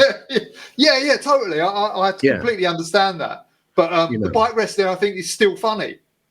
Like it's still. Well, it was meant to be a laugh, right? You know. Yeah. Again, I wasn't going to particularly. Yeah, sorry. You rode as Pova as well. You was all in Pova's gear, right? Pova.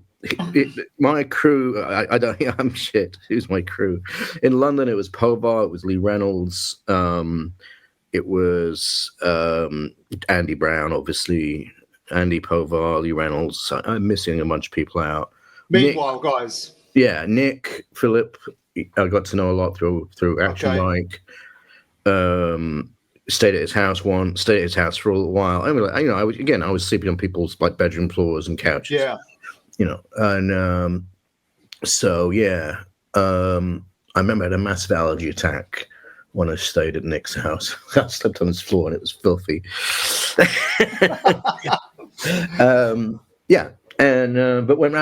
went out, you know, street riding with Nick and those guys. Okay. And I think he introduced me to. I did write a bit with Craig Campbell because he was mates with Nick, but I didn't know him that well. Okay. And Dave Curry as well, who gave me the Action Zone bars, which you know, sponsored by Action Zone now because I've got a free Action Zone, but I blagged them, you know, and so but. You know, the interesting thing with Nick, again, was he and I were both, you know, art college. You know, I was then going to go back to God Art. He was out of art college and, you know, being as a designer. And we just reinforced each other's opinions on each other. You know, like he'd pull out a book. Have you read this? Oh, that's okay. This, you know, I listened to this talk. You know, listening to like, you know, really early Talking Heads. You know, when it was, you know, the real new wave stuff, and also all the punk stuff and the electronic stuff. And not saying I'm not going to listen to this. I'm going to listen to all of it. You know, I think that was a lot of what Nick Also, Warren Siddall was that guy as well for me. A lot of people were, honestly. I mean, it was coming in the ether. I was breathing it in. Using my third eye, to do it. So yeah, I'm just rambling now, aren't I? No, it's easy. But it's the infusion. I think me and BMX is not to do with me and the athletic sport, but me, I think, in the subcultural kind of relevance of ideas that are counter to normal thinking. Yeah. If you go to school and you get all your O levels and you do all your A levels and you do all the stuff that you do, and you don't think counter, you'll become a certain person. And that was just something very early in my life that I was like, I don't like this status quo. Same. With the word, the word status quo was one that I learned that, when I did my sociology. I don't like this, whatever it is, and I want to get out of it. Yeah. How can I get out of it? I get out by BMXing, doing stuff in the streets, going away for periods of time and sleeping on people's couches all over London, getting away from that conformity of normal life and writing about it, and then discovering writers who had similar points of view, writers who were writing subversive writing and who were, talking about the same ideas that were being, that I was realizing was important for me to understand, because it could change things for me. One of them was a sociology. There's Gerbner, who's a sociologist, that has a model of mass media, which I'm not going to get into, like really, really complicated stuff. But it just laid out how when you watch something on television, even if it's live, there are tons of people making decisions that narrow down what you see. You don't see everything. It's not objective. It's subjective. Yeah, of course. A series of people's, it sounds really simple now, but to somebody my age at that time from the north, that was major revelation to me. And then later I read Popper and Kuhn's book on scientific knowledge, where they kind of went through and said all this stuff that you think is objective science is kind of similar. There are these various different levels of committees that agree on what reality is. So now I'm like hanging out with Nick Phillips, and I know that reality is not necessarily real. So that's a trip, right? And I haven't taken any drugs at this point either. Yeah. I came much later. And that's a young age to discover that kind of theory. Yeah, and I wanted to think about it, and it made my brain explode in ways that I didn't know my brain could, and I was writing. I just suddenly became rapidly writing, and the zines started flowing. I was doing, and then I was sending them out to other zine makers, because they would put their addresses on the back of the. That was the thing about zines, so they'd have the address on the back, so everyone could do mail. And there's this historically, there's this thing that happened called the Exquisite Corpse, where it was mail art, where someone would start a piece of artwork and then fold it over and then mail it to another person, and they would add to it, and it would add to it and add to it and go around. And it was in that, it felt to me like Exquisite Corpse, and so I got zines from Andy Jenkins, and you're saying, that's right. His design work was just blew me away. I was just like, this is amazing. And this is before, I think, remember Homeboy, which was the great, big, enormous large magazine. It was a little bit before that I was getting this stuff, and then Homeboy came out, and I'm like, God, this is like, and so of course, I've met Nick now, so I'm also, aware of, and I'm reading Marshall McLuhan. I'm reading Dick Hebdige, which is about subculture, and I'm reading Greil Marcus, Lipstick Traces, which is about the history of subculture. A book that, by the way, is a real easy read, and I recommend to anybody. I've not heard it. No, I've never heard of it. You mentioned that last time, yeah.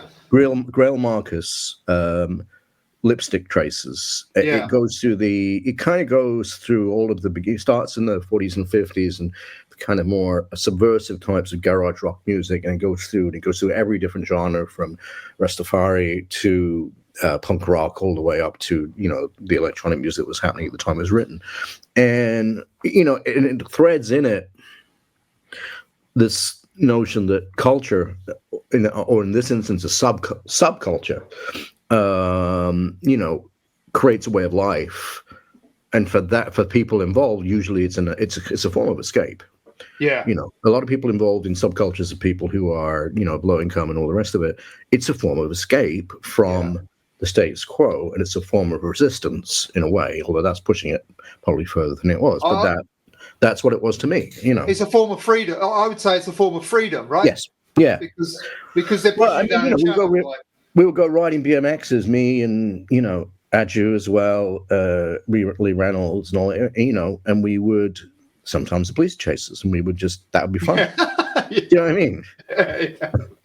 And, certainly I remember we did the bike pile outside, Burger King or wherever we were eating at the time, where it was like, we just, we didn't want anybody to nick our bikes, so we tangled them up into a great big pile.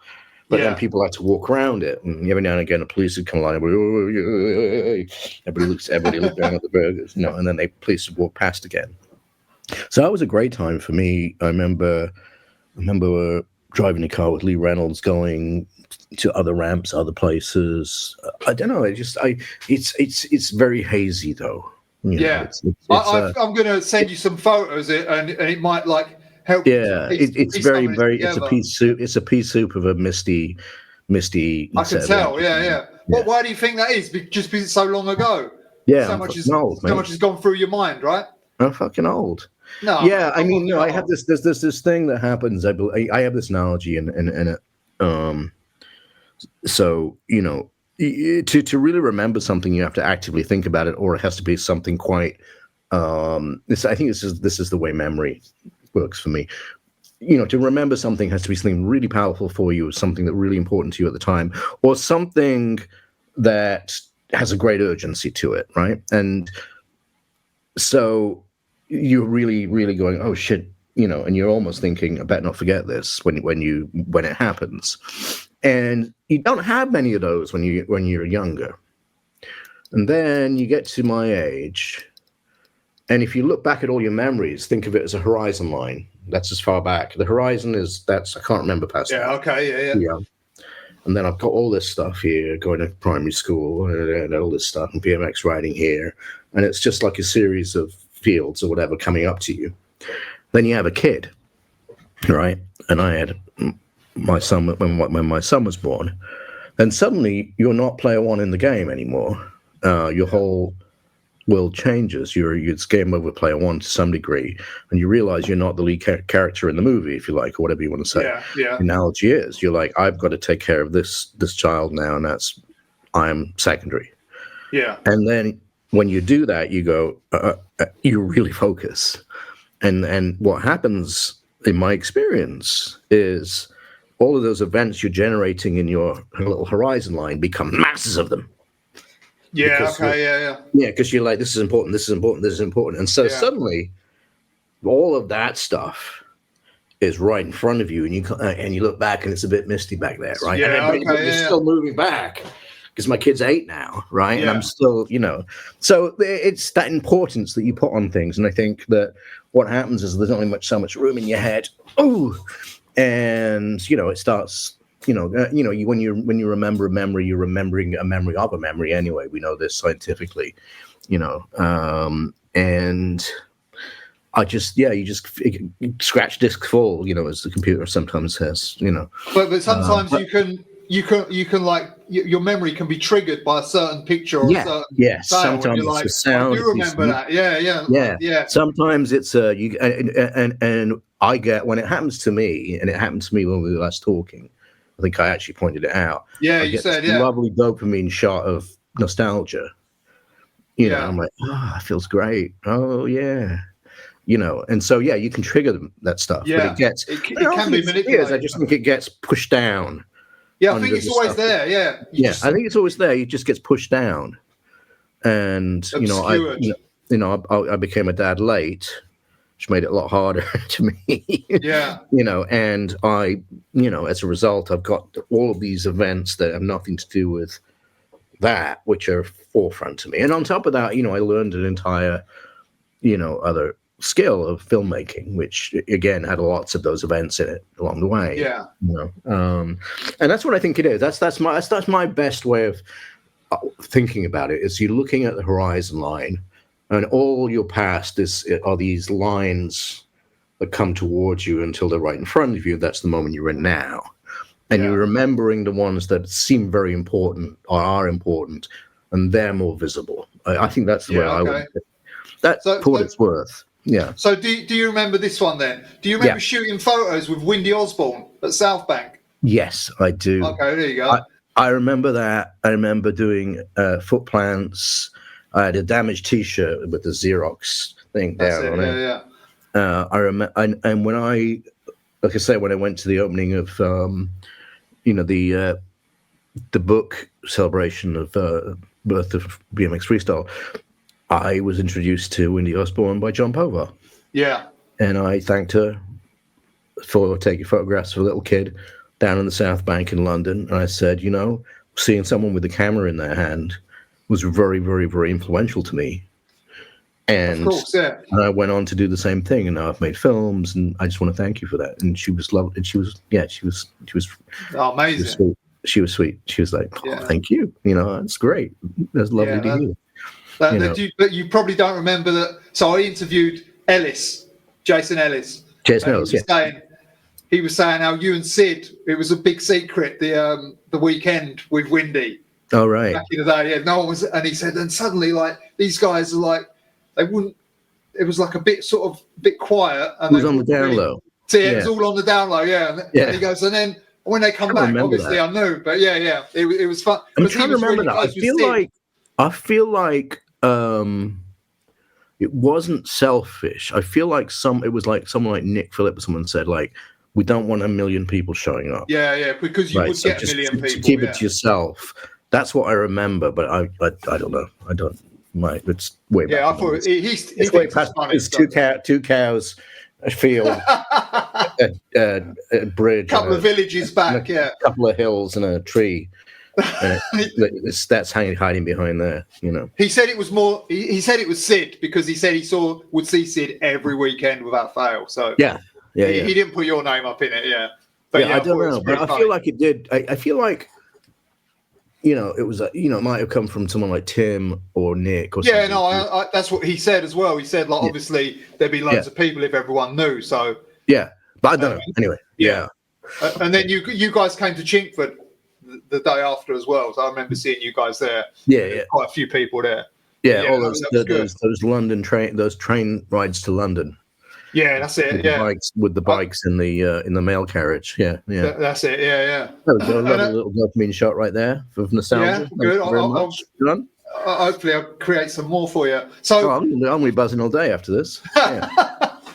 So what about because I always really, and looking back now, I think they're even better, right? So damaged graphics, was that you? Yeah, it's me. Yeah. Okay. Yeah. Amazing, right? I had the shirt with a razor blade on it. I'm influenced by. Yeah, of course, we all copying Andy Jenkins, right? Whose stuff is amazing, and who was the art director on Freestyle and was it Freestyle and Homeboy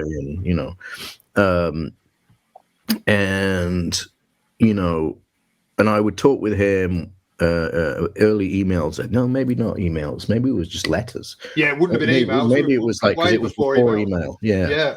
Yeah. It was before email because email would start up when I went to college to do my degree. Yeah. So I remember phoning him up and speaking to him on the phone a couple times. Okay. Andy, and he was really, really supportive. He was really supportive of my writing and graphics and stuff. And Tim Leighton Boyce was also incredibly supportive of my writing, and I think I said it before. Tim was a big influence. He introduced me to, do you know who Stephen Burkhoff is? He's this amazing. Yeah, I know. Yeah. Right. That was, Tim said to me, he's like, well, he said, I expected you to become Stephen Burkhoff. Acting's not for me, mate. Sorry, but I became a filmmaker, and a lot of that was, again, all of these intersecting points of subcultural ideas that are coming at me because of this thing I'm doing, the subculture BMX riding. All these people I'm meeting facilitate this. So without BMX, I wouldn't have a film career, for sure. Yeah. I wouldn't even probably be watching really interesting films. I'd probably be watching the same as everybody, a bit Star Wars and done, But like you say, that was like BMX like started out a bit sporty, didn't it? Like that's what you started out sporty because it was all run by the dads, and there was a bunch of contests, and then which made me nervous. Yeah, and then as we got older, exactly we weren't dependent on our parents because we were first generation or second generation BMXers, but we're an early generation.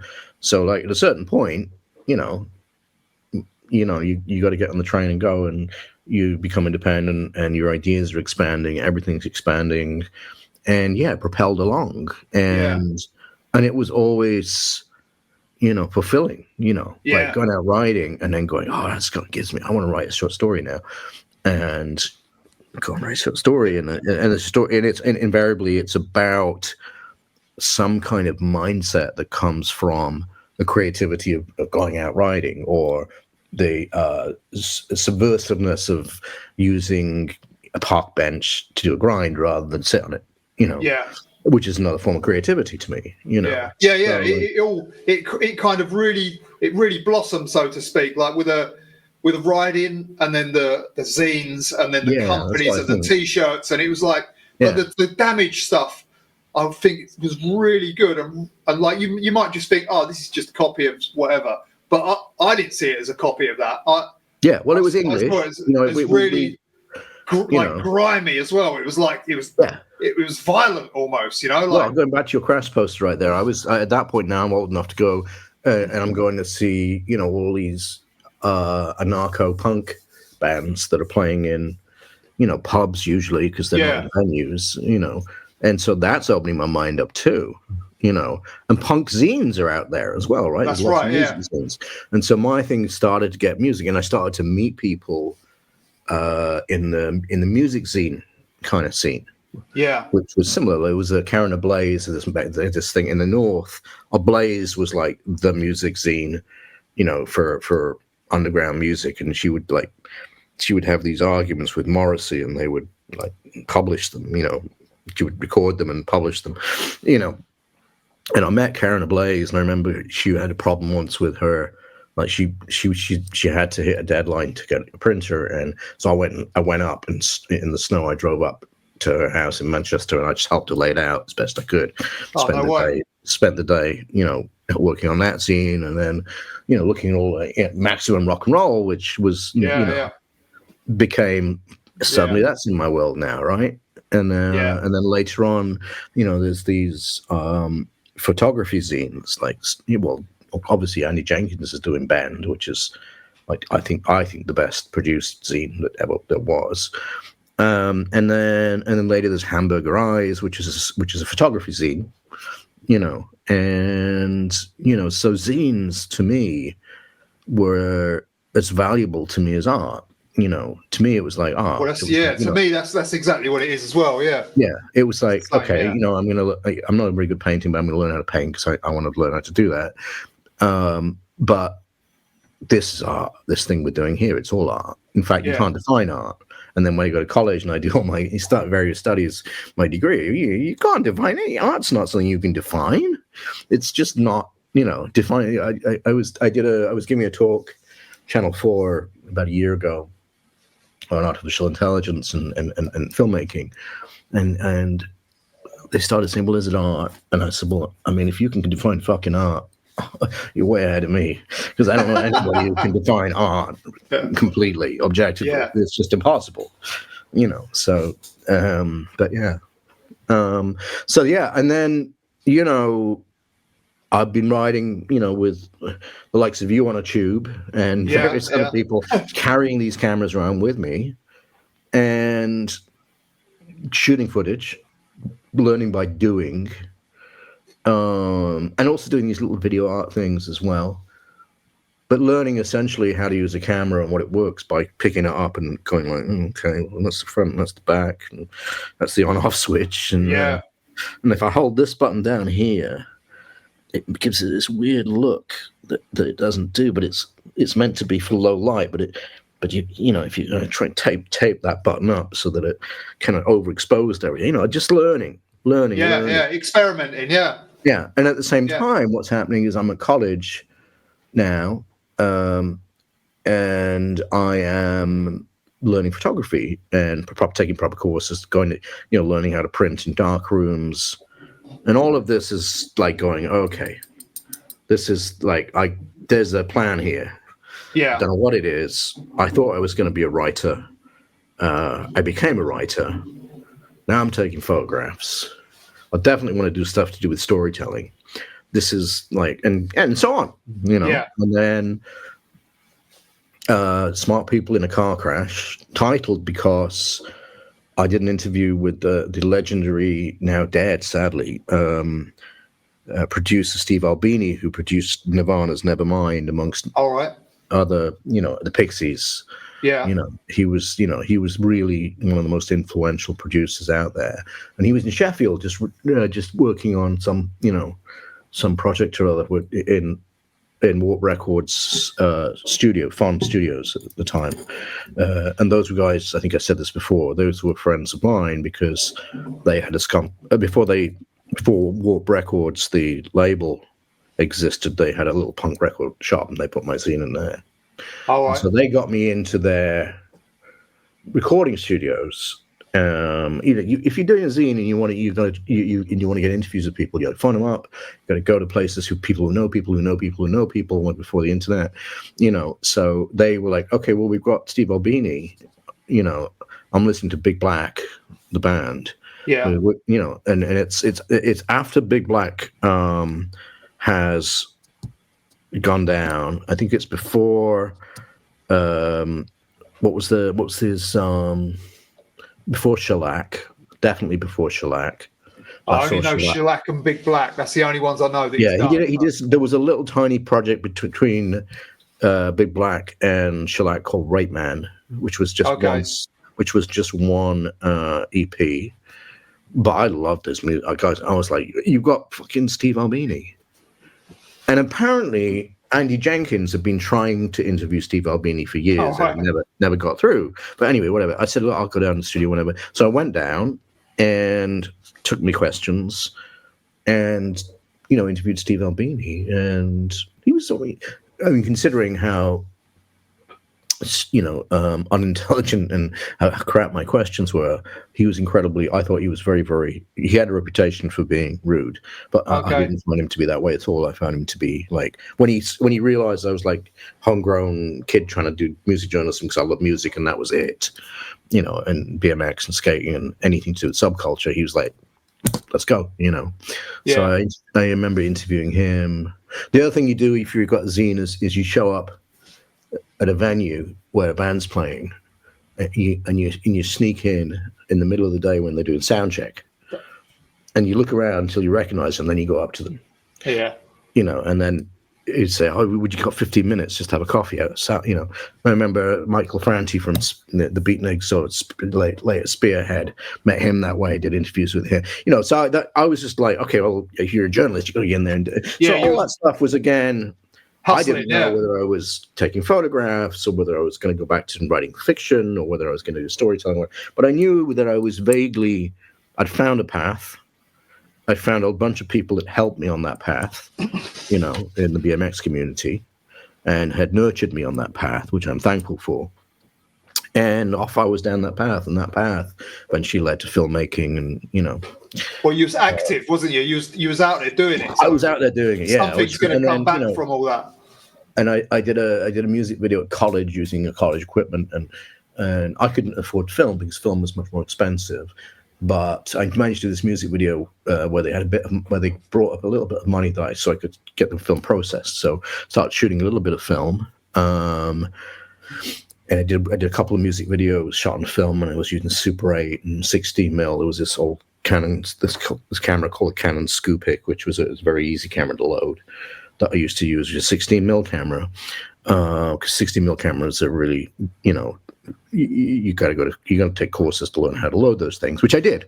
I could probably still load a Bewley, and I could probably, I could definitely still load a Bolex, but and Super 8, I was doing Super 8 a lot, and yeah, again, going out shooting more BMX, shooting skating, and then other things, narrative storytelling stuff I started to do as well, and then so now I'm branching out into combination of performance art, installation art, which is just to say it's a piece of art that's in a place. And usually on the installation arts, things I was doing were like big wooden boxes with a bunch of television screens, with video imagery that I've generated, on the screens. One of them I remember was it was a CG, a really early CG that was this simulated water, which at the time was very interesting. And after a while, the simulated face would come out of the water and then go back in again. Oh, okay. and so that's the kind of shit I'm doing. And I literally building the boxes myself with a saw, going down into the woodwork department, and getting physically building the entire thing, and measuring it and making it exactly fit a screen. So so I'm interested in art at this point. Music, filmmaking, all of it, life. What is this like? What sort of time is this? Let's see. Is this early 90s or is this before? 93 is when I graduated. 93, 94. Okay.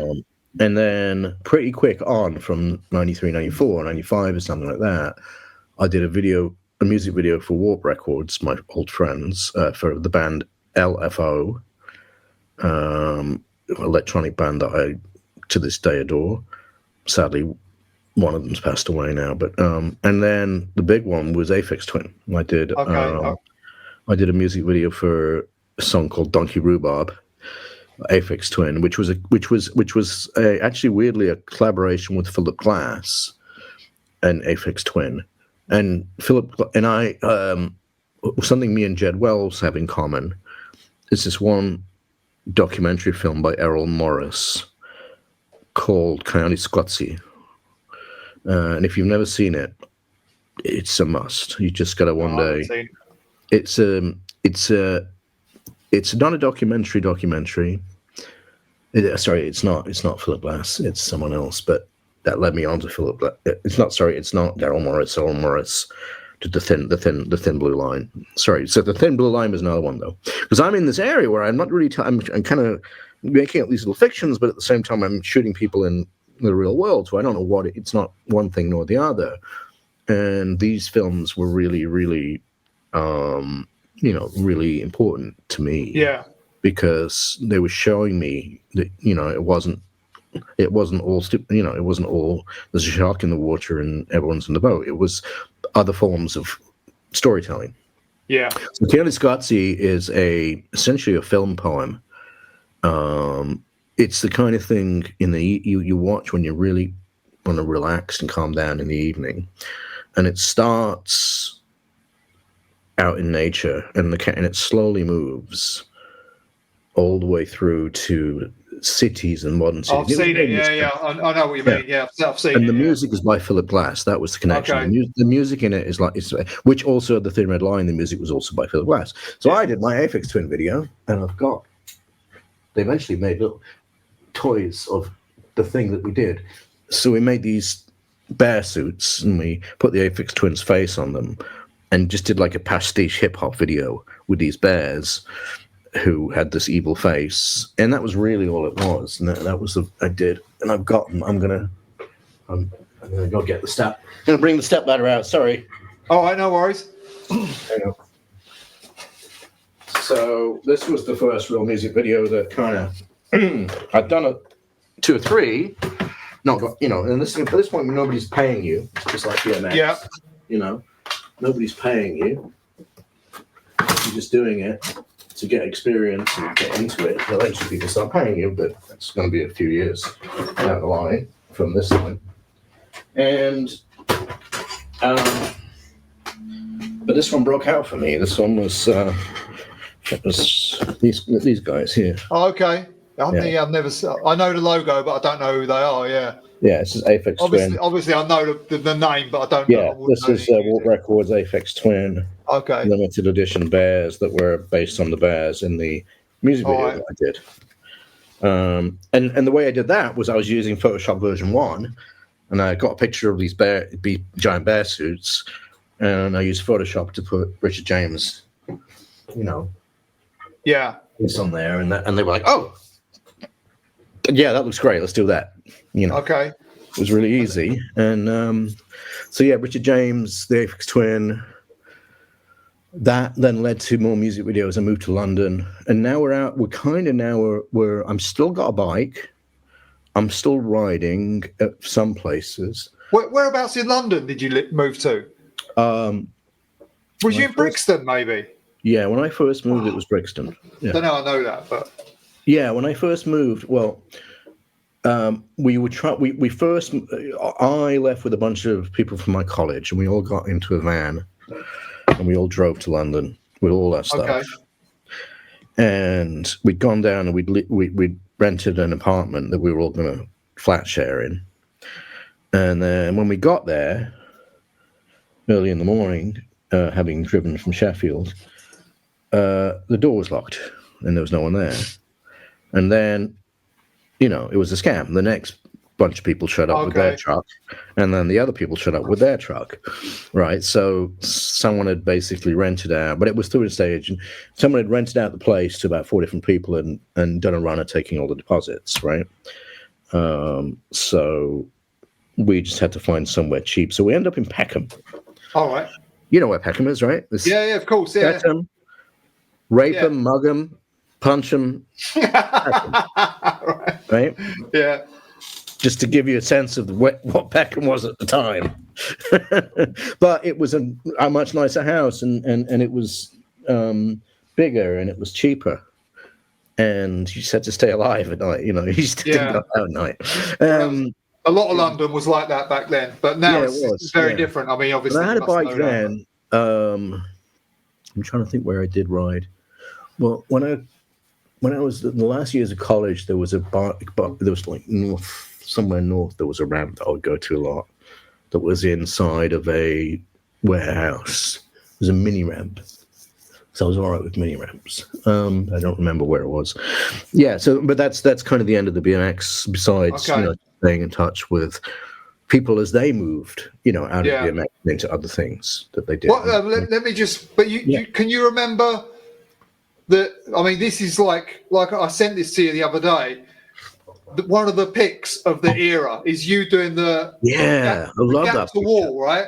Yeah, he's like one of the. I did a little meditation to bring myself back there, and I think I did do it more than once, but I don't know. Mark Noble, who took the picture, would know.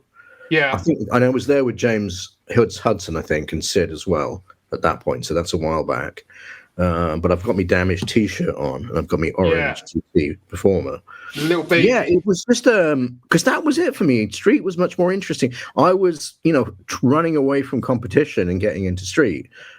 Ironically, I one of the things I did was I hosted a bunch of street competitions. Street jams. Yeah, street jams, right? But they weren't competitions; they were jams. No, that's right. A bunch of people came up in North to and we did those things, and that was really an influence of Jed Wells, who, would send me the Smell of Death. I remember. And the Smell of Death skate things, so that's where those ideas were coming from. Okay. Always got to credit everybody along the way, man. All ideas are made from us by standing on the shoulders of others. Yeah, of course. That's how we. That's evolution is. Yeah, it's like that, right? That's how we walk forward, right? Yeah, but even a memory is a memory of a memory. You know this. Yeah, right. So yeah. But can you remember, because I was looking at that picture the other day because I knew we were going to talk again. I remember it vividly, but I was looking. It's like there's the stairs. Yeah. Then there's the wall, right? So there's a gap before you actually hit the stairs. Yeah, but I remember the top of the stair. Sorry, I don't want to interrupt you. Go on. So I remember when it came out, I flicked through and I was like, oh, cool, that's a cool wall ride. But I didn't really take it in as deep as what I take it in now. So the other day I was looking, I was like, right, it's 1988 or whatever. And I was like, that is 5 or 6 years at least before people started doing this, you know? No, I don't think so. Yeah. For them setups, not a wall ride, but for the setup that you're doing that on and the way you're doing it, right? But that was, it's way advanced, and you wouldn't have seen it again for many years, like to that degree, right? Oh. So that's why it's one of those pictures. If you ask anyone from that era, they go, I think Mark has a great eye. I still like it. I follow his photography. Yeah, now. It's great. He's got a great eye, and he pressed the button at the right time, man. And he was in the right place, and he got an awesome photograph. And I love that photograph. And so I just put the credit, he just it's a rectangle and it grabbed a bit of reality. What I remember without the subject, there's no photo, so you've got to take some credit for this. Yeah, I did do the water. Let me tell you my memory of it is, so there was the steps were a bit downhill. Sorry, there was a walkway that was downhill to the top of the steps. But like many steps in the north of England, subsidence and everything had fucked them all up, and there was a little lip at the top. So the concrete hit a lip at the top. Okay. So there was like a little inch for bump, and I used that to get air. Right. So rather than just going off and doing a bunny up or whatever you call it these days, I just lean into that little lip, on the even better, yeah. And that gave me the height to do it. And I think I did do it more than once, but I don't remember. I would have thought so. One of my friends, John Taylor. But I do remember the lip. I remember it was the lip that gave me the height, because I had a lot of strength at that point, but I wasn't like one of those guys who could bunny up as high as I could stand. So Mad John, you remember John Taylor, Mad John? Yes, yeah, of course. So he was there, and I saw him Saturday, just gone. And he was, and we were talking about the pick. He was telling me. By the way, I haven't thought about him since. So thank you for another little sharp dopamine right there. I'm going to send you that pick. I sent it to you the other day, right? I will. I'll see him again. Yeah. I'm gonna interview him at some point as well. Yeah. But and he was also pointing out that the landing is a downslope as well. He was pointing out, and he was like how it was all set up. Yeah. Yeah, it was a downslope. So you basically end up just do it. Just do a skid, and you slide down the hill at the bottom there. Yeah. Amazing. So it was fun. I just remember it being fun. Yeah. Well, that was what came across in many of the features that those guys were putting out at that time. Yeah. And you also scored the cover of Action Bike / RAD doing the fakey wall ride. Do you remember that one? That was the first street. That was the street jam I did. Yeah, the boat. Yeah, that's it. Yeah, Sheffield, right? Yeah, and now we're fully into like making stickers and T-shirts and zines and all that stuff, And it's all like surfwear and stuff. You guys are really brightly coloured. Everybody's wearing surfwear because that's the thing that was at the time. That's all we saw. Monkey see, monkey do. Yeah. We're all a bunch of monkeys in the north. We didn't have all the stuff you had down. They had all the drugs and everything got snorted and used up before they came to the north. Right, so there wasn't anything in the north. It was just like beer and glue, right? So we had to we weren't smart because we were doing a lot of glue. It kills your brain cells. Or does it? Or what? I'm lying. We weren't doing that, or were we? Yeah. Anyway. I wouldn't know what to do with a plastic bag and a bottle of Vivo stick. Yeah, I'm not one. I couldn't tell you either. But anyway, just to say, there were no drugs because they all got used up by the Southerners, and then there were, by the time they got to the north, it was just cider. It was all that was left, and glue. All the way from down south, that cider came, I think. It did. Yeah. And what about what I really was interested in asking you as well, which is going to be probably the thing that you've disliked most, the scooter thing. Do you remember the scooter? Oh yeah. No, I remember that. Yeah. I can talk about that. It's fine. It was weird. But there's a clip on YouTube of you guys riding ROM on them scooters.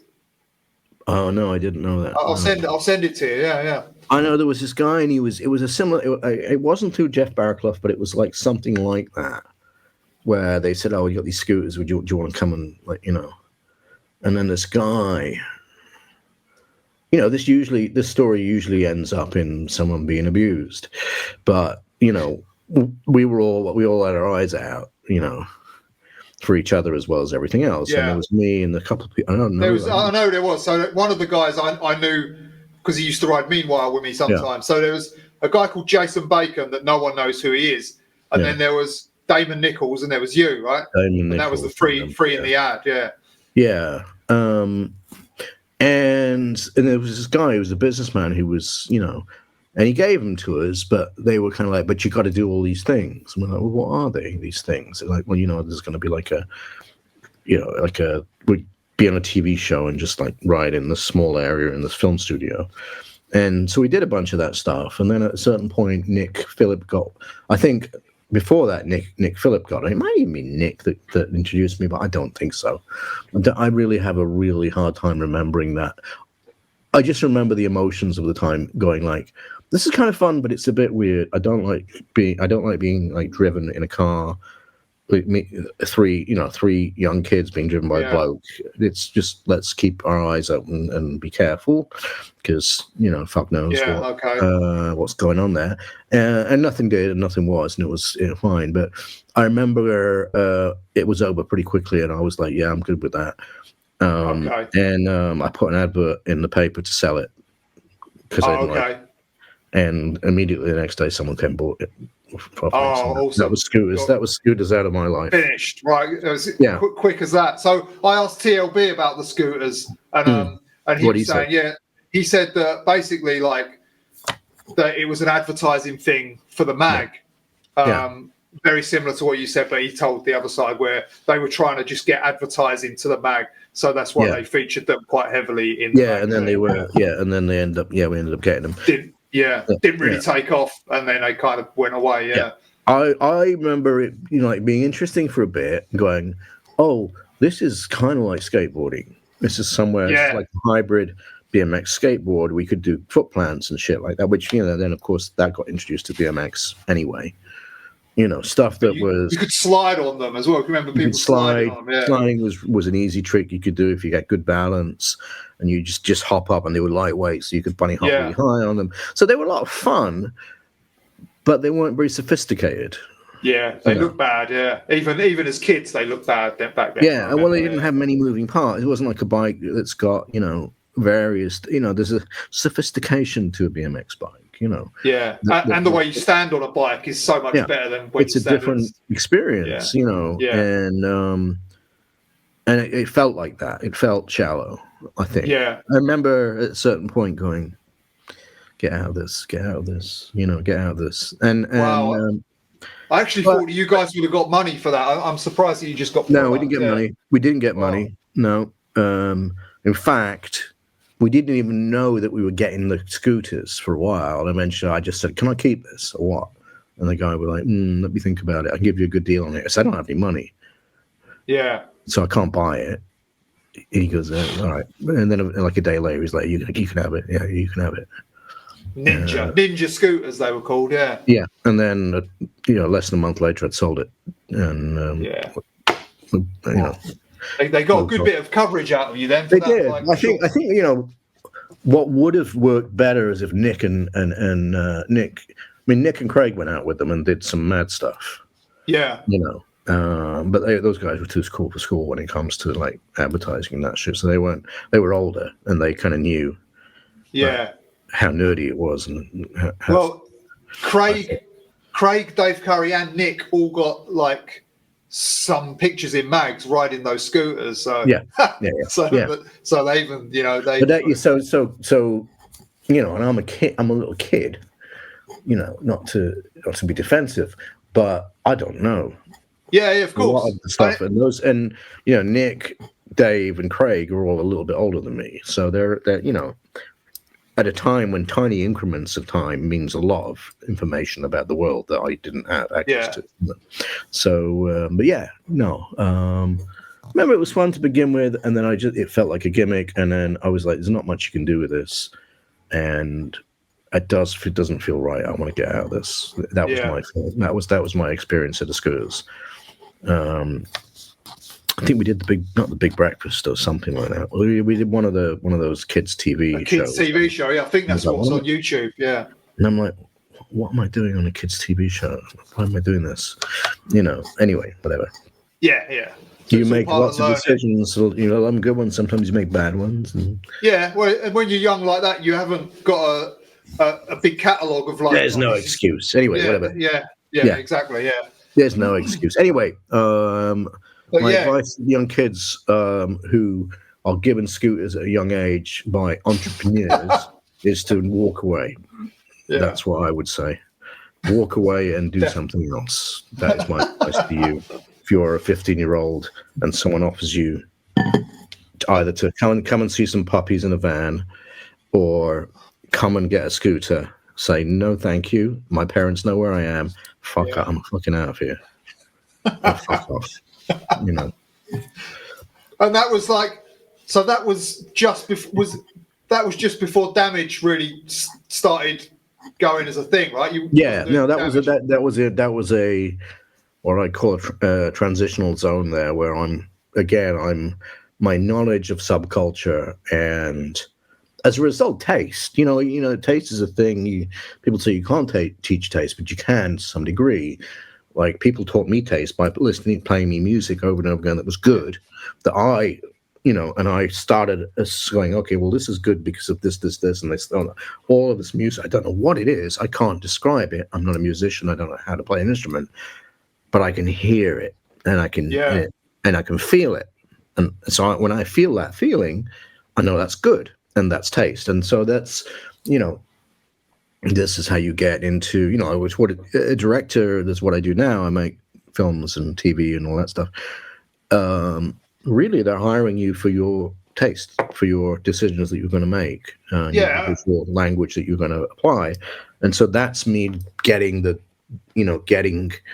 very early stages of that creation of taste and creation of ideas and visual communication and all of that stuff. I also remember I was very, very introverted that time, and a lot, which is had probably a lot to do with how I ended up in a situation where I got a scooter and I'm wearing stupid surf clothes and a fucking rag around my head or whatever.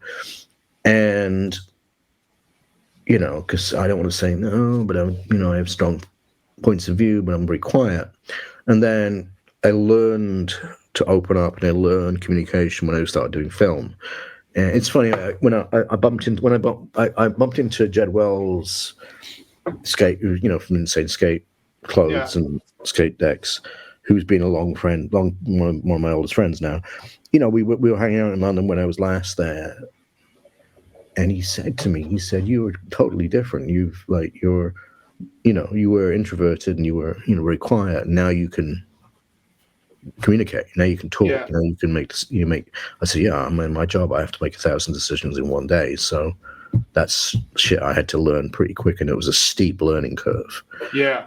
But at the time in the BMX world, I didn't have any of those pressures to have to communicate. I just was doing what was fun. Later you're on a film set. There's a clock ticking. Yeah, of course. Yeah. You've got to wrap on time. Real life. Yeah. Yeah. And you're paying lots of people to be there, and you got to get it done in a very short amount of time, and you got to prepare. And so preparing was something that zine making, gave me a leg up on, along with practicing BMX discipline. Yeah. And how non-authoritative discipline.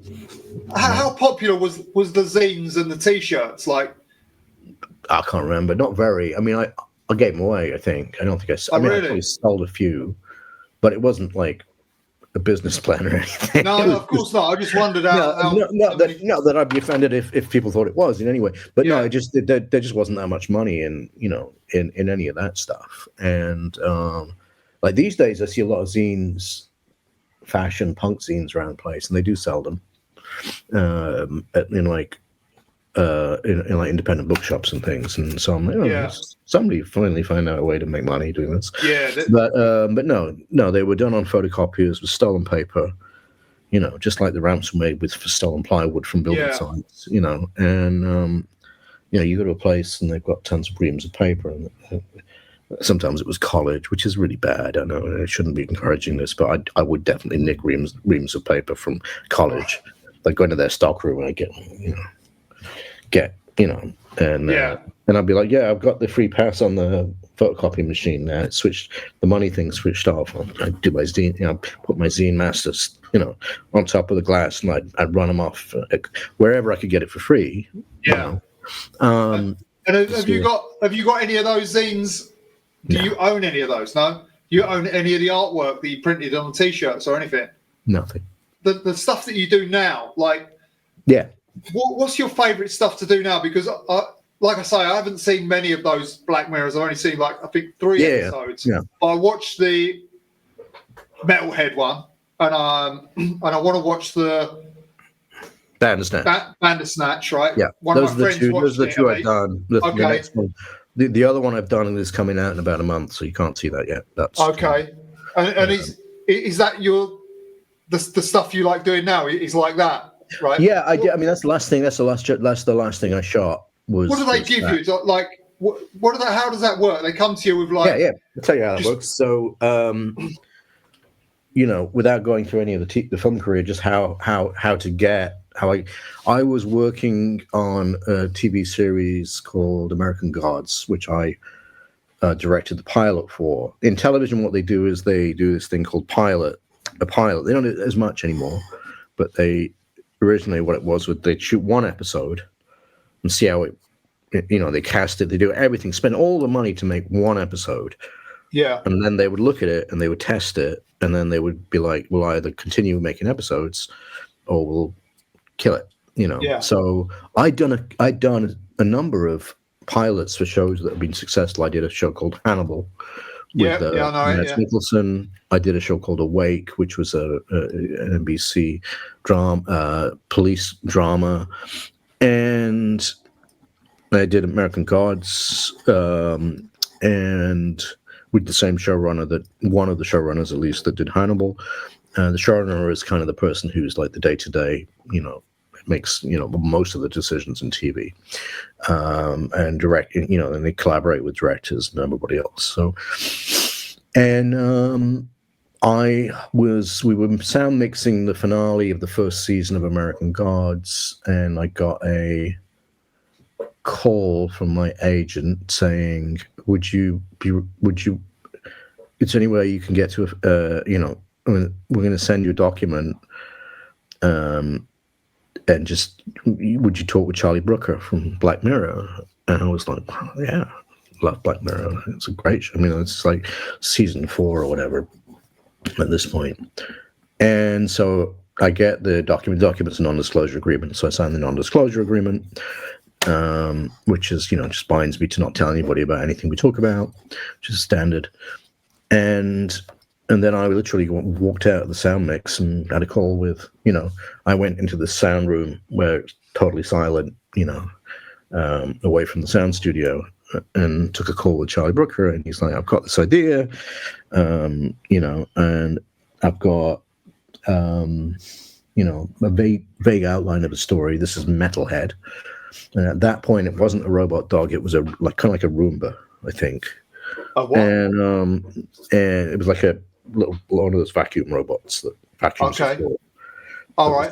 Yeah. In the way it looked in the outline, and then we started talking about the Boston Dynamics robot dogs and how scary they were. Particularly, we'd both seen this one clip where they'd knocked one over, one of those robot dogs, and it had slowly gotten up. And we thought that was scarier than any horror movie we'd ever seen, right? Yeah. So we're like, well, it's only a matter of time before they're putting guns on those and they're chasing us down and killing us, which is what that episode is about. It's about a security robot that is patrolling like a warehouse full of goods in some near future that is meant to basically defend the warehouse, but leaves the warehouse and doesn't stop ever. Okay. And that. So it was the old Unstoppable Monster, which I've had as nightmares my whole life. The Unstoppable Night. Have you had any of those? Do you have those kind of things? You know, sorry, that's very personal. No. I don't think not like that. No, I mean maybe I have one or I've had some one or two in my life. Dream paralysis. Some people have. I've had dream paralysis. Yeah. Well, the dream paralysis often is combined with the Unstoppable Monster, which is like you're frozen, you know something is nearby that can hurt you, and so the Unstoppable Monster is a pretty, it's pretty universal, I think. So that was you like that? Is that referring to like the way things are going in the world right now, or? Well, at that time, which is about 4 or 5 years ago. At least, maybe longer than that.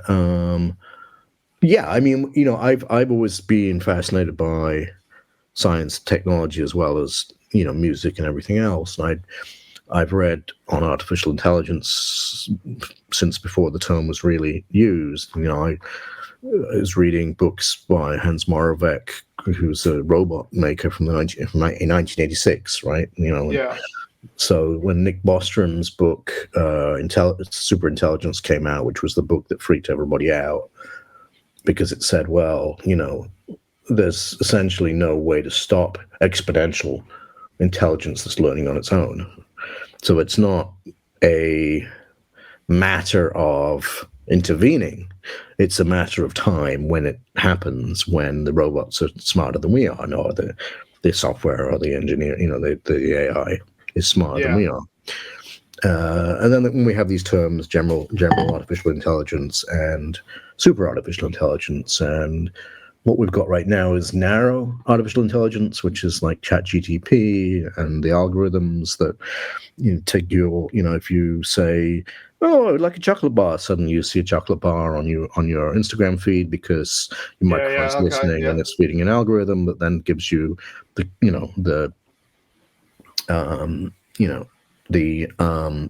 gives you the thing you were just talking about. And so that's interesting. That was all very interesting to me.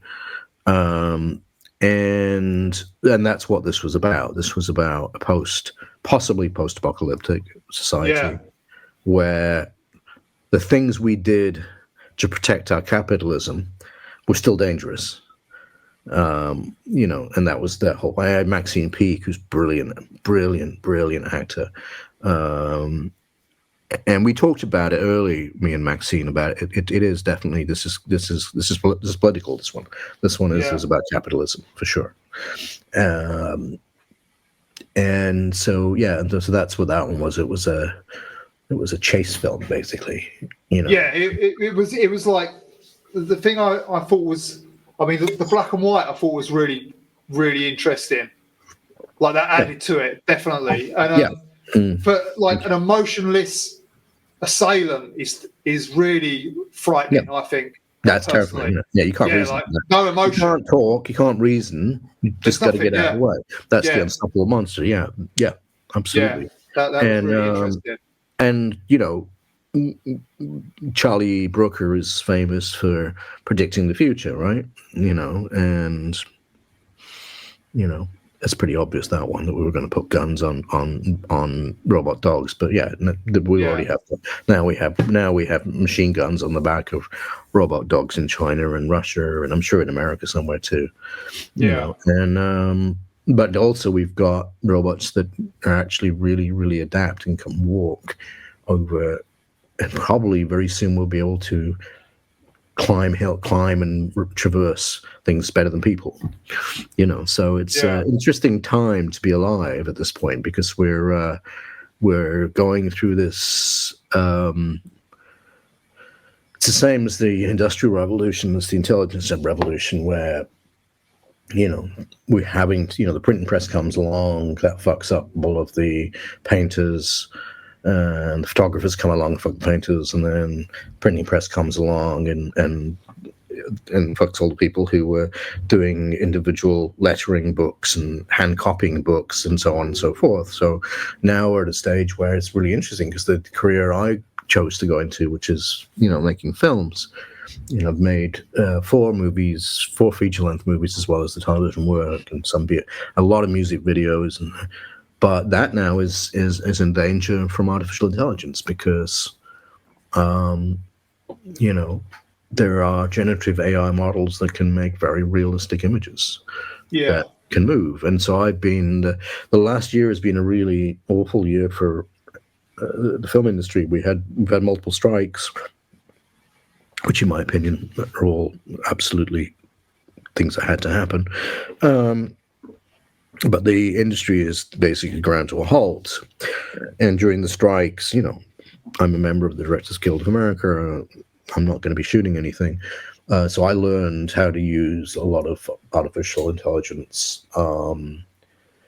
software programs. I just taught myself basically because I love learning. I just kind of basically got my head around all of that and kind of figured out what was going on with that and realized all of the problems with that, which is largely that it's a lot of it is trained on just stolen data, meaning that you know, just the internet.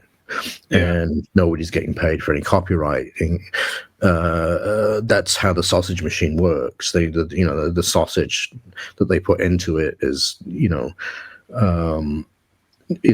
people aren't really getting paid. You know, people are beginning now to see that as a problem, to see plagiarism as a problem, and I encourage this. That, you know, because when I started using it, my tenets were, one, don't make money doing this. You can't, because it's based on dodgy information, but learn.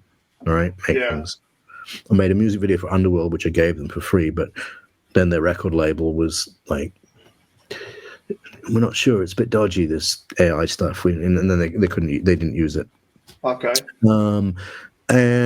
But I've been making short films because I'm sitting, you know, waiting for the film industry to get up, and I'm finding, you know, because I have this career in writing, I can describe images that come to me very, very well.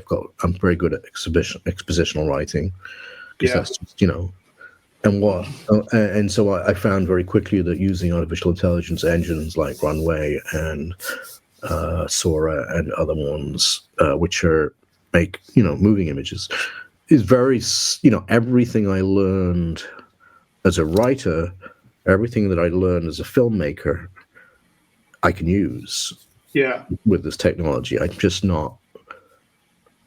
The saddest part is that I'm just not working with other people at the moment, and that's really lonely and crap. And what I like about films is hanging out on a stage with loads of people and social, community that comes with that, you know. So that, you know, right now I'm prepping 3 films, and I'll only be able to make one of them.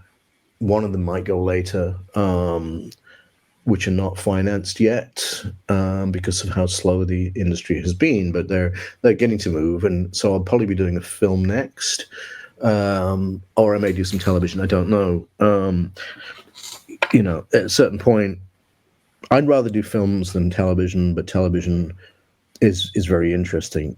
And I found that when I did Black Mirror, what I found was that a lot of people I used to work with in music videos were there working in Black Mirror. So I had a bunch of friends from years ago. You know, one of the production designers, Joel Collins, Russell McLean, who was a visual effects producer at the time, as a producer.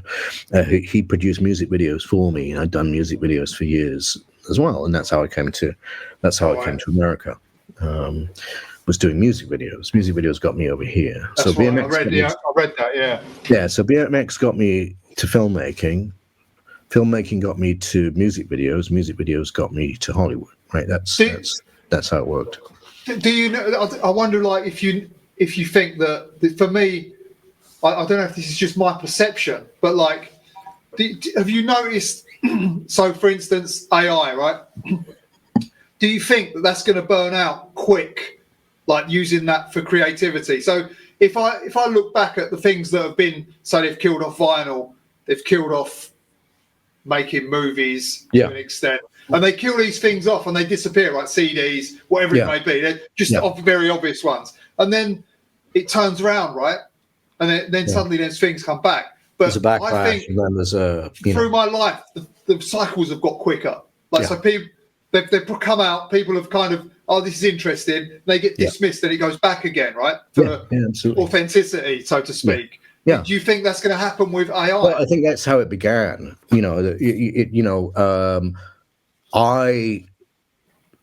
I was, for a lot of people, very critical of me for even learning how to use it. Okay.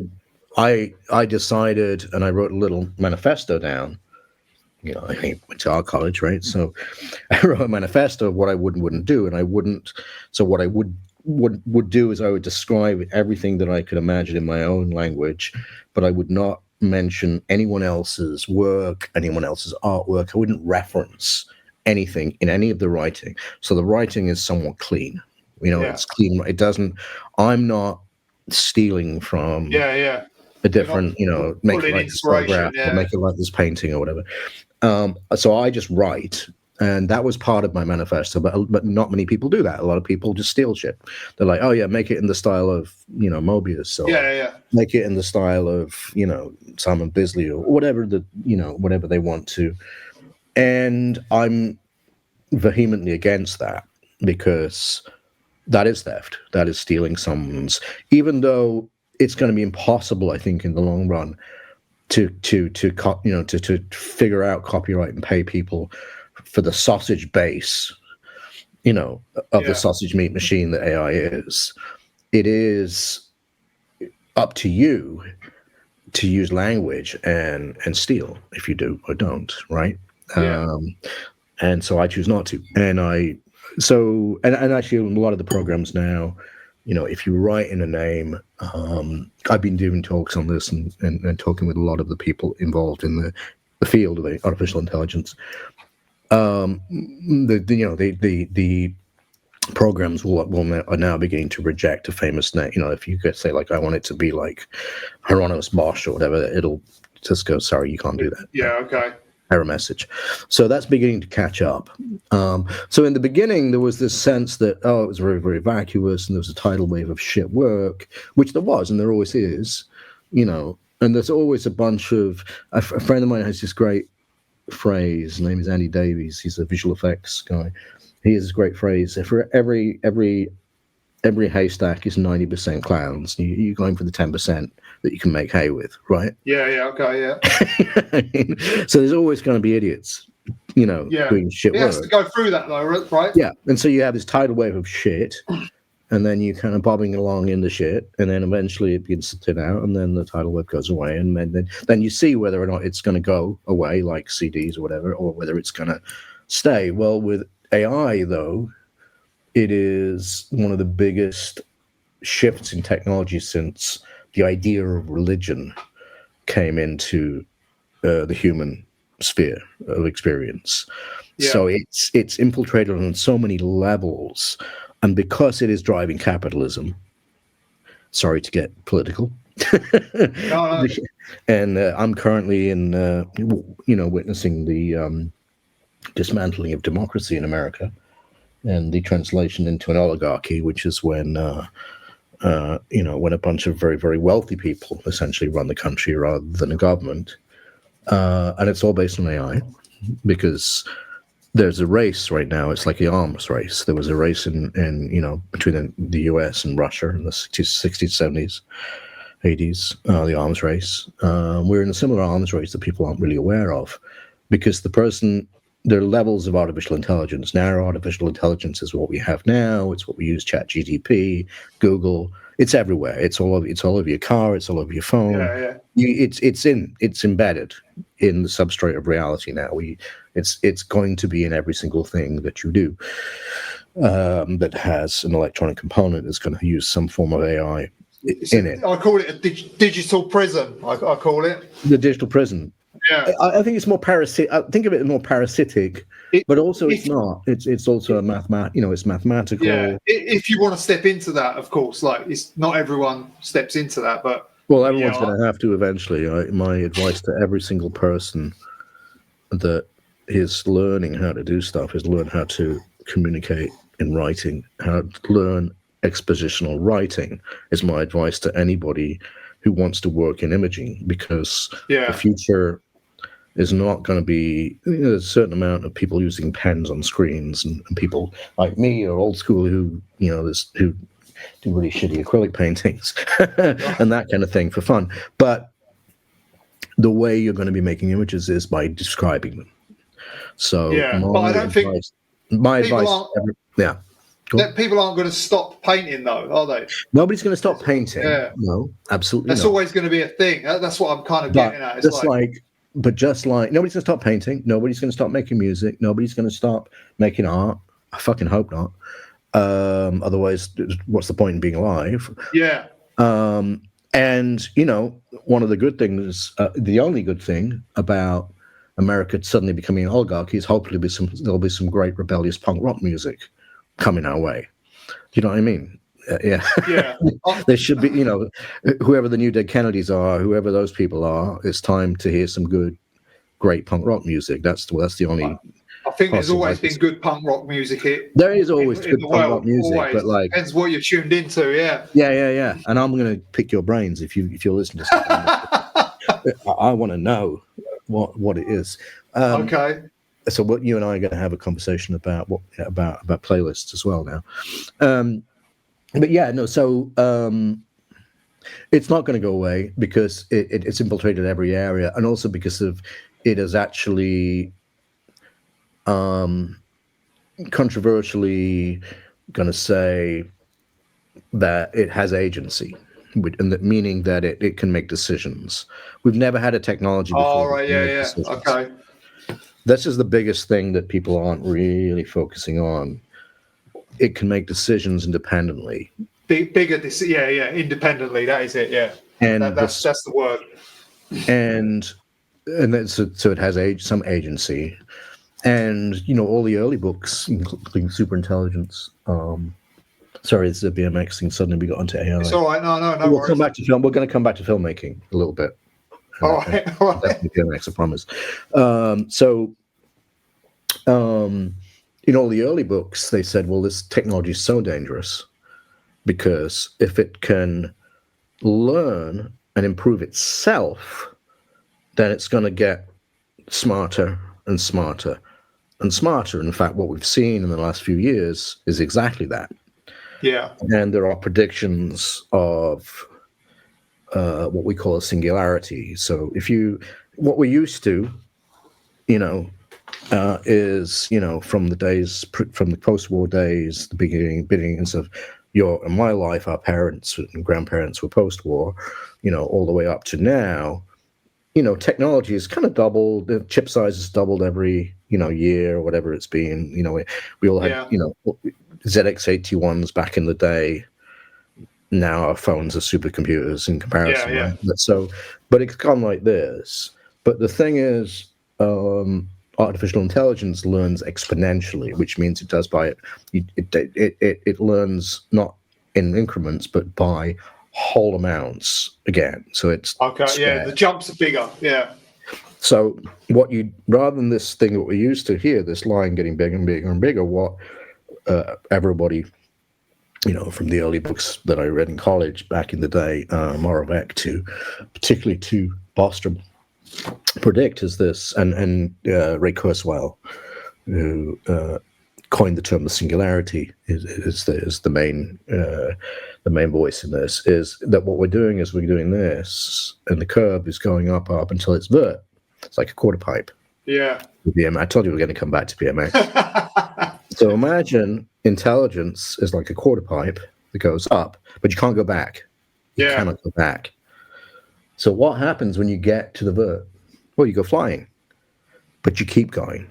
Yeah. And then what happens there? Well, you can't see. You don't know what's in the future. So the race right now, the arms race, is to control. Okay, well, that explains a lot, yeah.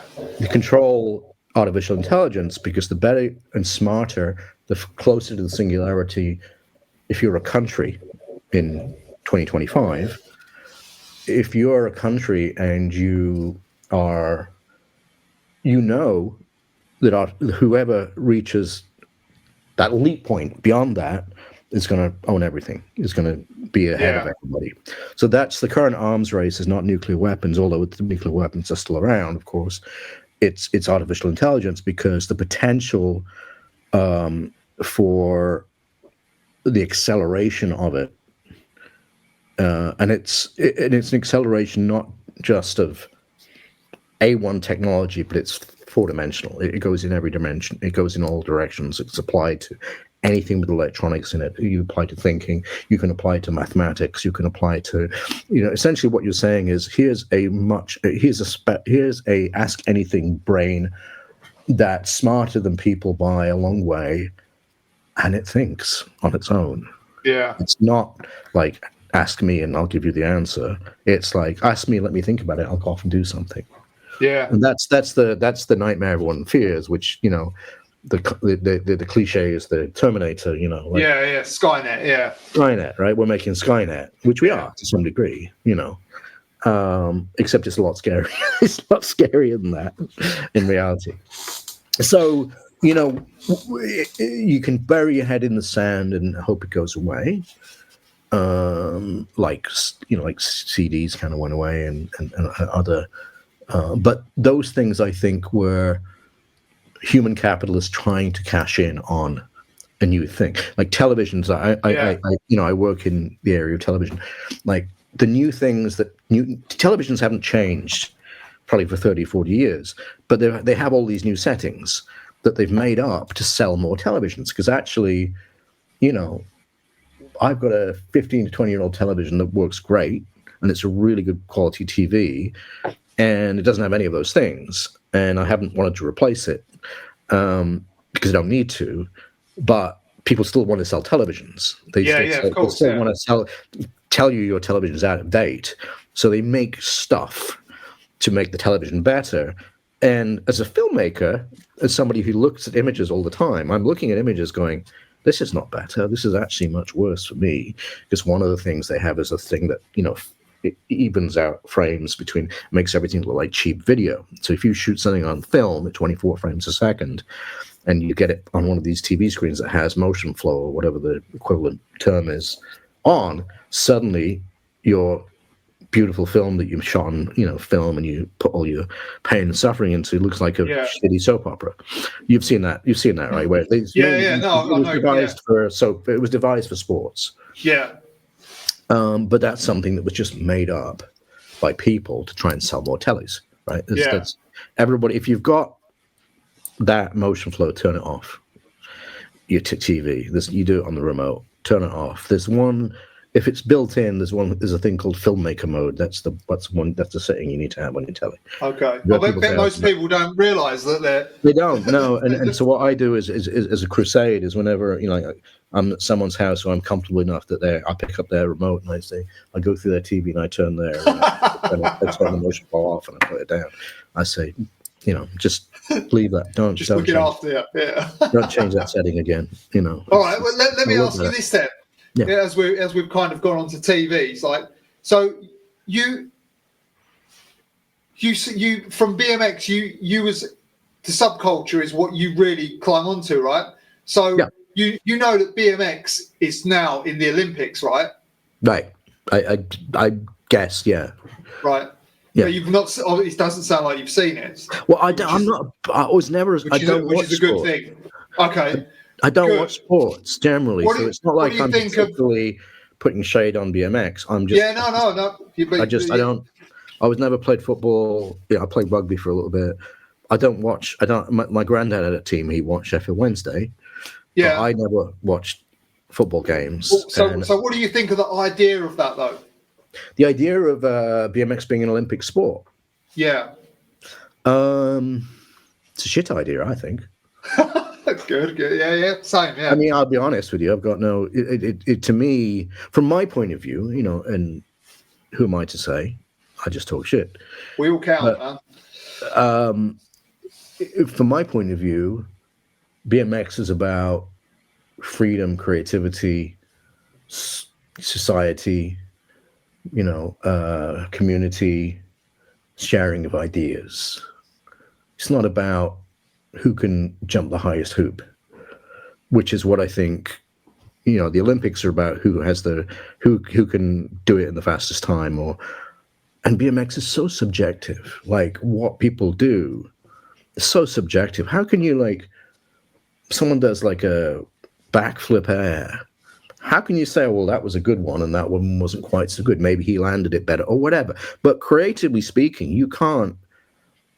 And this is one of the things that terrifies me in all areas of life, the idea of quantifying creativity, of saying, well, creativity is this zeitgeist, it's nebulous. It's a thing that we do. There's an ether, perhaps, that we can tap into, maybe, or the creativity we get our inspiration from places, but we can't give it marks out of 10. We know when it's good. That's taste. Yeah. It's a different thing. But if you're giving it nil point or whatever, if you're giving it marks out of 10, I think that's destructive. But that's just my point of view. If you're a competitive person, you may feel completely different to me, and that's fine. And you should. I was never competitive throughout, despite the fact that I'm working in one of the most competitive industries in the world. I've never had a competitive drive to me. I just wanted to make things. That's my thing. I love learning, and I love making things, and I love understanding things. So I think it's a shit idea, but quite frankly. But the funny thing is would I watch it for a bit? Probably. But then I would stop, probably, as well. It's taken the creativity out of it, is the funny thing about that event. Well, yeah, because athletic sports are designed, have to be dumbed down to be able to be quantified, so that you can have a bunch of people agree that, a 540 flare is better than a that's it. 720 over a canyon, tricks by numbers, land backwards and slid through and into a rock.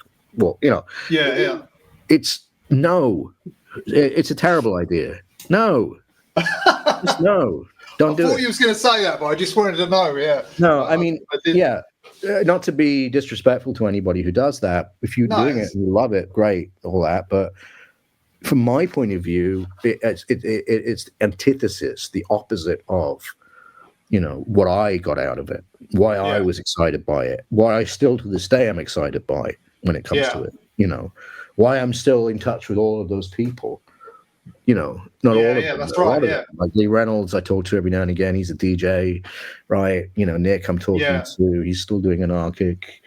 James, the photographer, I talk with him. Awesome. It doesn't seem right to me. I think it's a bad idea. Yeah, I don't think it's a good idea. But then I said the same thing to Charlie Brooker when he phoned me up and asked me to do Bandersnatch. He said, "Are we going to do this branching narrative interactive TV show where you control, where the viewer controls it?" And I said, "Oh, it's a terrible idea. I don't want to do that shit." And he goes, well, that's exactly what I thought. But then I had this idea, and then he told me the idea, and the idea was like, oh, it's a fucking great idea. I've got to do it now. So point being, I'm often wrong. Yeah. But no, I think you have to be wrong to get better at something. You have to recognize, oh, you fucked up there. Got to learn how to not fuck up again. But I think if you saw something, you'd probably think you was right. Yeah. I don't know. I mean, it's like I don't like sports, and Same, if you're saying that if it's a bunch of people who have culture. And I think this is the thing. We talk about subculture. Culture is to do with attitudes and values within a place and within a certain amount of practices. Sports don't have much to do with culture. They're about getting people together to watch somebody and someone being an athlete that gets paid to be professionally. Those are the areas and that's the difference. Is and sports have their own cultures, Yeah. Football, football fans, that's a subculture for sure. There are fanzines about football. There's all kinds of things, but the idea of an Olympic sport to me, I think, is somewhat without culture.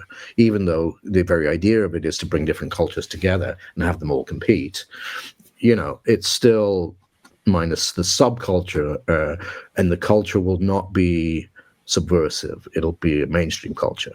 And to some degree, the idea that BMX is in the Olympics validates it, right? Yeah, as a real sport, which is quite annoying, I find. Which is annoying, which is stupid, which is there's no need, doesn't need validating. No, thank you. That's it. Yeah, you don't need validating. No, we're already valid. We're already valid. Thank you very much. Yeah. When I did my first fake wall ride from the ground, I was validated for life. The dopamine shot that I got was higher than any kind of drug I could have taken, and I was validated. That was it. That was good. Yeah. Totally. I always qualify. I don't know. I mean, it's a shady area to talk about, but that's my opinion. Yeah. No, good. I like it. Yeah. Straight out of the gate, shit. Yeah. From what you said earlier, I take it that all of your footage from Smart People is gone as well. Yeah, I have no idea where any of that stuff is. I do have a copy somewhere of it. It's on YouTube, Smart People. Oh, it is? Yeah, I think I knew that. I think I'd seen that. But I do have a VHS somewhere. And I was thinking of digitizing it, but I can't find it at the moment. But I've got a lot of, old tapes that, if you digitize them now, you could probably clean them up more and make them more visible, but it would also change them as well. So I don't know. Part of me likes that kind of thing that happens when VHS tapes get old and they get lines going across them, and and film gets scratches on it, and all of that. It's lived a bit of a life, it's alive like we are, totally. So I kind of like the idea. I mean, I hope the YouTube. I'm going to look it up after this, but I hope the YouTube version is all crappy and got lines moving through it and stuff. I've watched it, but I can't remember. There's two versions. Yeah, there might be two people put it up. Can you remember how that was received when it came out? Your video? Oh gosh, my memory is just like, no, not really. Just going like nobody was upset, and that was all right for me. Cool. Like nobody was pissed off that I'd made them look like an idiot. And that was all. I was like, as long as everybody's all right, I just did what I wanted to do. I didn't consult anything or do anything. I just did what I wanted to do. Yeah. And as long as everyone's all right with that and nobody's pissed off with me, I'm good. Cool. Because there's not much I could have done if they were pissed off, and that would have been sad. Yeah. That was one of the first UK BMX videos that came out. You might not know that, but no, I don't know that. You see, I haven't really seen. I saw Birth of Big Air, the one about. Oh yeah, Matt. Yeah. Who? Matt Hoffman. I've seen that, which I thought was a good, really interesting watch. Yeah. I don't really think I've seen very, very many others. Yeah. So I don't know who the Powell Peralta or whoever of BMX is now. Well, it would have been not so much now, but it would have been early 90s. It would have been Eddie Roman. You must know Eddie Roman, right? Sorry, which name? Eddie Roman. He used to ride for Skyway. Yeah, he made three really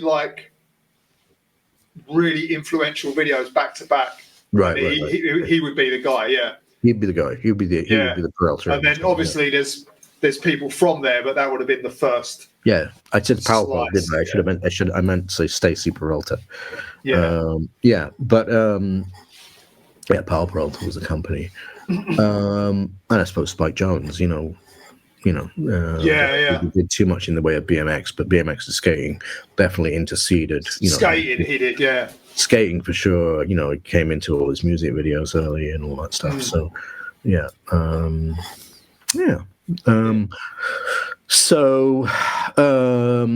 All of it's connected. I have to thank BMX and Rally, my first Rally striker. Was it a striker or a burner? That's what I meant to ask you. It was a striker for sure. A striker? Okay. Yeah. Wow. That was the old one. Yeah, the group I had one. Yeah, but when you were saying because I listened to burner came later, and it was the burner looked more like a BMX, but it wasn't. Yeah, that's right. Yeah. I think I might have at one point had one, but because maybe the burner. Yeah, I don't remember. I do remember a striker and a burner, and the striker was the old, it was essentially, the shittest bike you could get, really. Yeah, I had one. Yeah, I had a green one. Yeah. Yeah, I had a green one too. That was it originally. With a coaster brake. I mean, maybe I did get a burner in between somewhere. Maybe I got a burner frame or something like that. I don't know. And then that eventually became a Haro Freestyle. Because the clamp wouldn't have, the bars wouldn't have. Yeah, some of the sizes were slightly different. The sizes were all different, weren't they? Yeah. So I think I must have gone from a striker through a burner maybe at a certain point to the Haro Freestyler that I ended up having by just swapping parts out. But I definitely started with a striker, for sure. Yeah. Okay. Yeah, the shittest bike ever.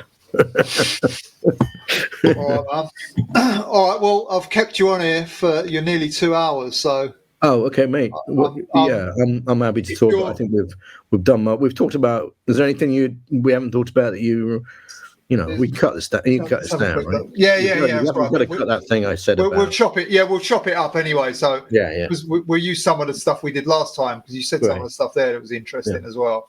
I'm just flicking through. Is there anyone important we haven't talked about, or any moment that's any epoch moment in the history of? Okay. As you're free for it.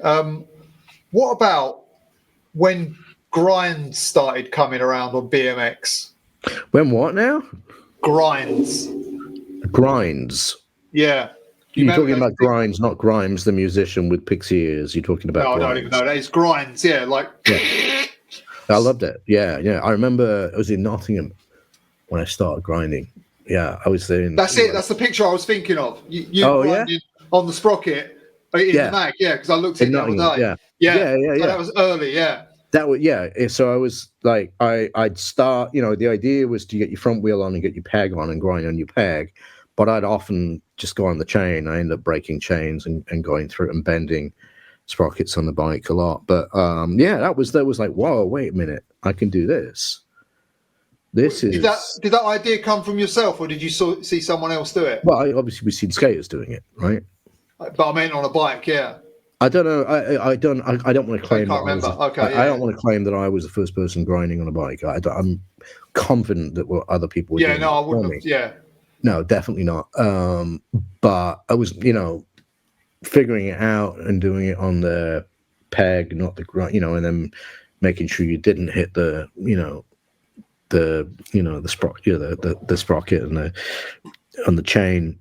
It was a bit of a learning process, and for a while I just would do both. I get the thing, but if my wheel came off a little bit and I ended up on the chain, I'd be fine for a bit. Just go with it, yeah. Just go with it, and and that was to me when it was exciting because, and again that was a very seminal moment for me, like all the other moments we talked about. Suddenly I'm recognizing something new here that, culturally as well. There's like, oh well, wait. There might be other skate stuff, and maybe there's stuff that isn't skate and that we haven't ever thought of that we could do with this shit. That's right, yeah. Like we've got pegs on our bikes now. Skaters don't have pegs. What do you do with that? Great, let's do, and then, the people doing tail whips and things like that, which are, I mean, a lot of these things were based on skate moves to begin with, weren't they? But of course, yeah. And but then there were a lot of things that were something else, though. That were just couldn't, the physics of a skateboard is different from the physics of a bike, right? So you've got other things, like going at really steep angles and spins, gravity spins. Your tail whips and all that shit. That was fun to do for a while. And we had spinners, so just about break our cables. Yeah. But again, to me, that was I felt part of this. I felt the feeling doing that was similar to going to a punk gig. Okay. Yeah. Okay. Where I felt it and what I did, it wasn't like going to watch a sports event, right? Or it wasn't like going to train and learn how to do something. It was this visceral feeling that you get in a mosh pit or whatever. Yeah. That you get when you're right in the midst of it. And when you're making a movie, there's a moment like that too, and it makes you feel alive. It's a moment when you've prepped everything, all your writing, everything's done, and you're on set and you're watching, and you call action, and the actor starts working, and then the scene just becomes alive, and it's the same feeling. It's exactly the same feeling. And so what I could say is I have throughout my life always chosen to do things that make me feel alive. And that's, I think, a key bit of advice I give to anyone. Figure out what makes you feel alive. That's what you want to do, if you can, if you're in a situation to do that. So when people say, why do you make films to me? I say, because they make me feel alive, and then I explain, that it's a hard job and it's really high pressure, and you get a lot of, there's a lot of grief that comes with it and all that. But when you're in the moment, that moment when it's all working, makes you feel alive, like nothing does, And so that's what we live for, right? That's what we live for. That's why we're alive. Yeah. Right? And that's why I learned meditation too. Meditation was another thing that changed me a bit, as well as I learned meditation, because it extinguishes anger. Right now, when you're a kid, you get angry all the time. Go out BMX ride and take it all out on the street. You know what I mean? Just do a bunch of grind. Get angry. You can anger and excitement very close together in the emotional sphere. But when you get after a certain point, anger is not very useful to you. No, it's not useful. No. It's very destructive. And I found I learned transcendental meditation, which is the stuff that David Lynch did before he died. We have to acknowledge at this point David Lynch died just 2 or 3 weeks ago. That was a huge loss to humanity, as far as I'm concerned. One of the greatest filmmakers that ever lived passed away. Anyway, one of the things I found with transcendental meditation was it extinguished my anger. And so I think that's a really positive thing to do and learn, how to stop your anger, And what happens if you keep doing it as well, I'm not being an advert for a specific kind of meditation, any meditation works, is you realize you don't need anger at all, and your body stops producing as much anger, and you become calmer. And so I recommend meditation to everybody, as well as the other things, which I could happily teach you. Would you not say that sometimes you need to be angry, not about your? Oh fuck yeah! You got to be angry. You have the passion. That's the thing. Yeah. You've got to be passionate about, and I still get angry. I mean, I still lose my temper and yell if it comes down to, I mean, I've had fights with producers that are like, someone's going to pull a knife. Well, I was thinking more of like, say for instance, you as you kind of touched on earlier, if things like the authorities are definitely a good thing to be angry about, right? Oh, for sure, yeah. And I mean, I'm not just talking about one person. I'm talking about all authority in history is something to be angry about. Human creativity and expression is depressed by all authority. Yeah, not. We don't want authority. We don't want authoritarianism. We're getting it in America right now. We don't want oligarchies. Well, forever, right? We want freedom. Yeah, we want democracy and freedom. Those are the two. So that's what you use that's what I think I use my anger. Yeah, and you can absolutely channel your anger into something good, and but it's better not to have it at all. Which is not to say we don't get depressed or angry or upset, my wife and I, we don't argue very much, but every now and again we will. That's just the way it is. It's normal and natural.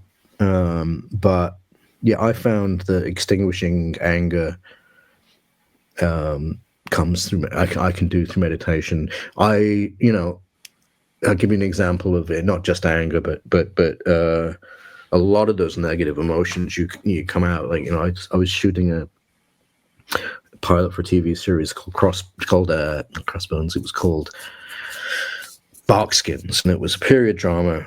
And we were shooting boats from boats, and it was this whole thing with these giant old, 17th century boats going through. And it was the most hectic day.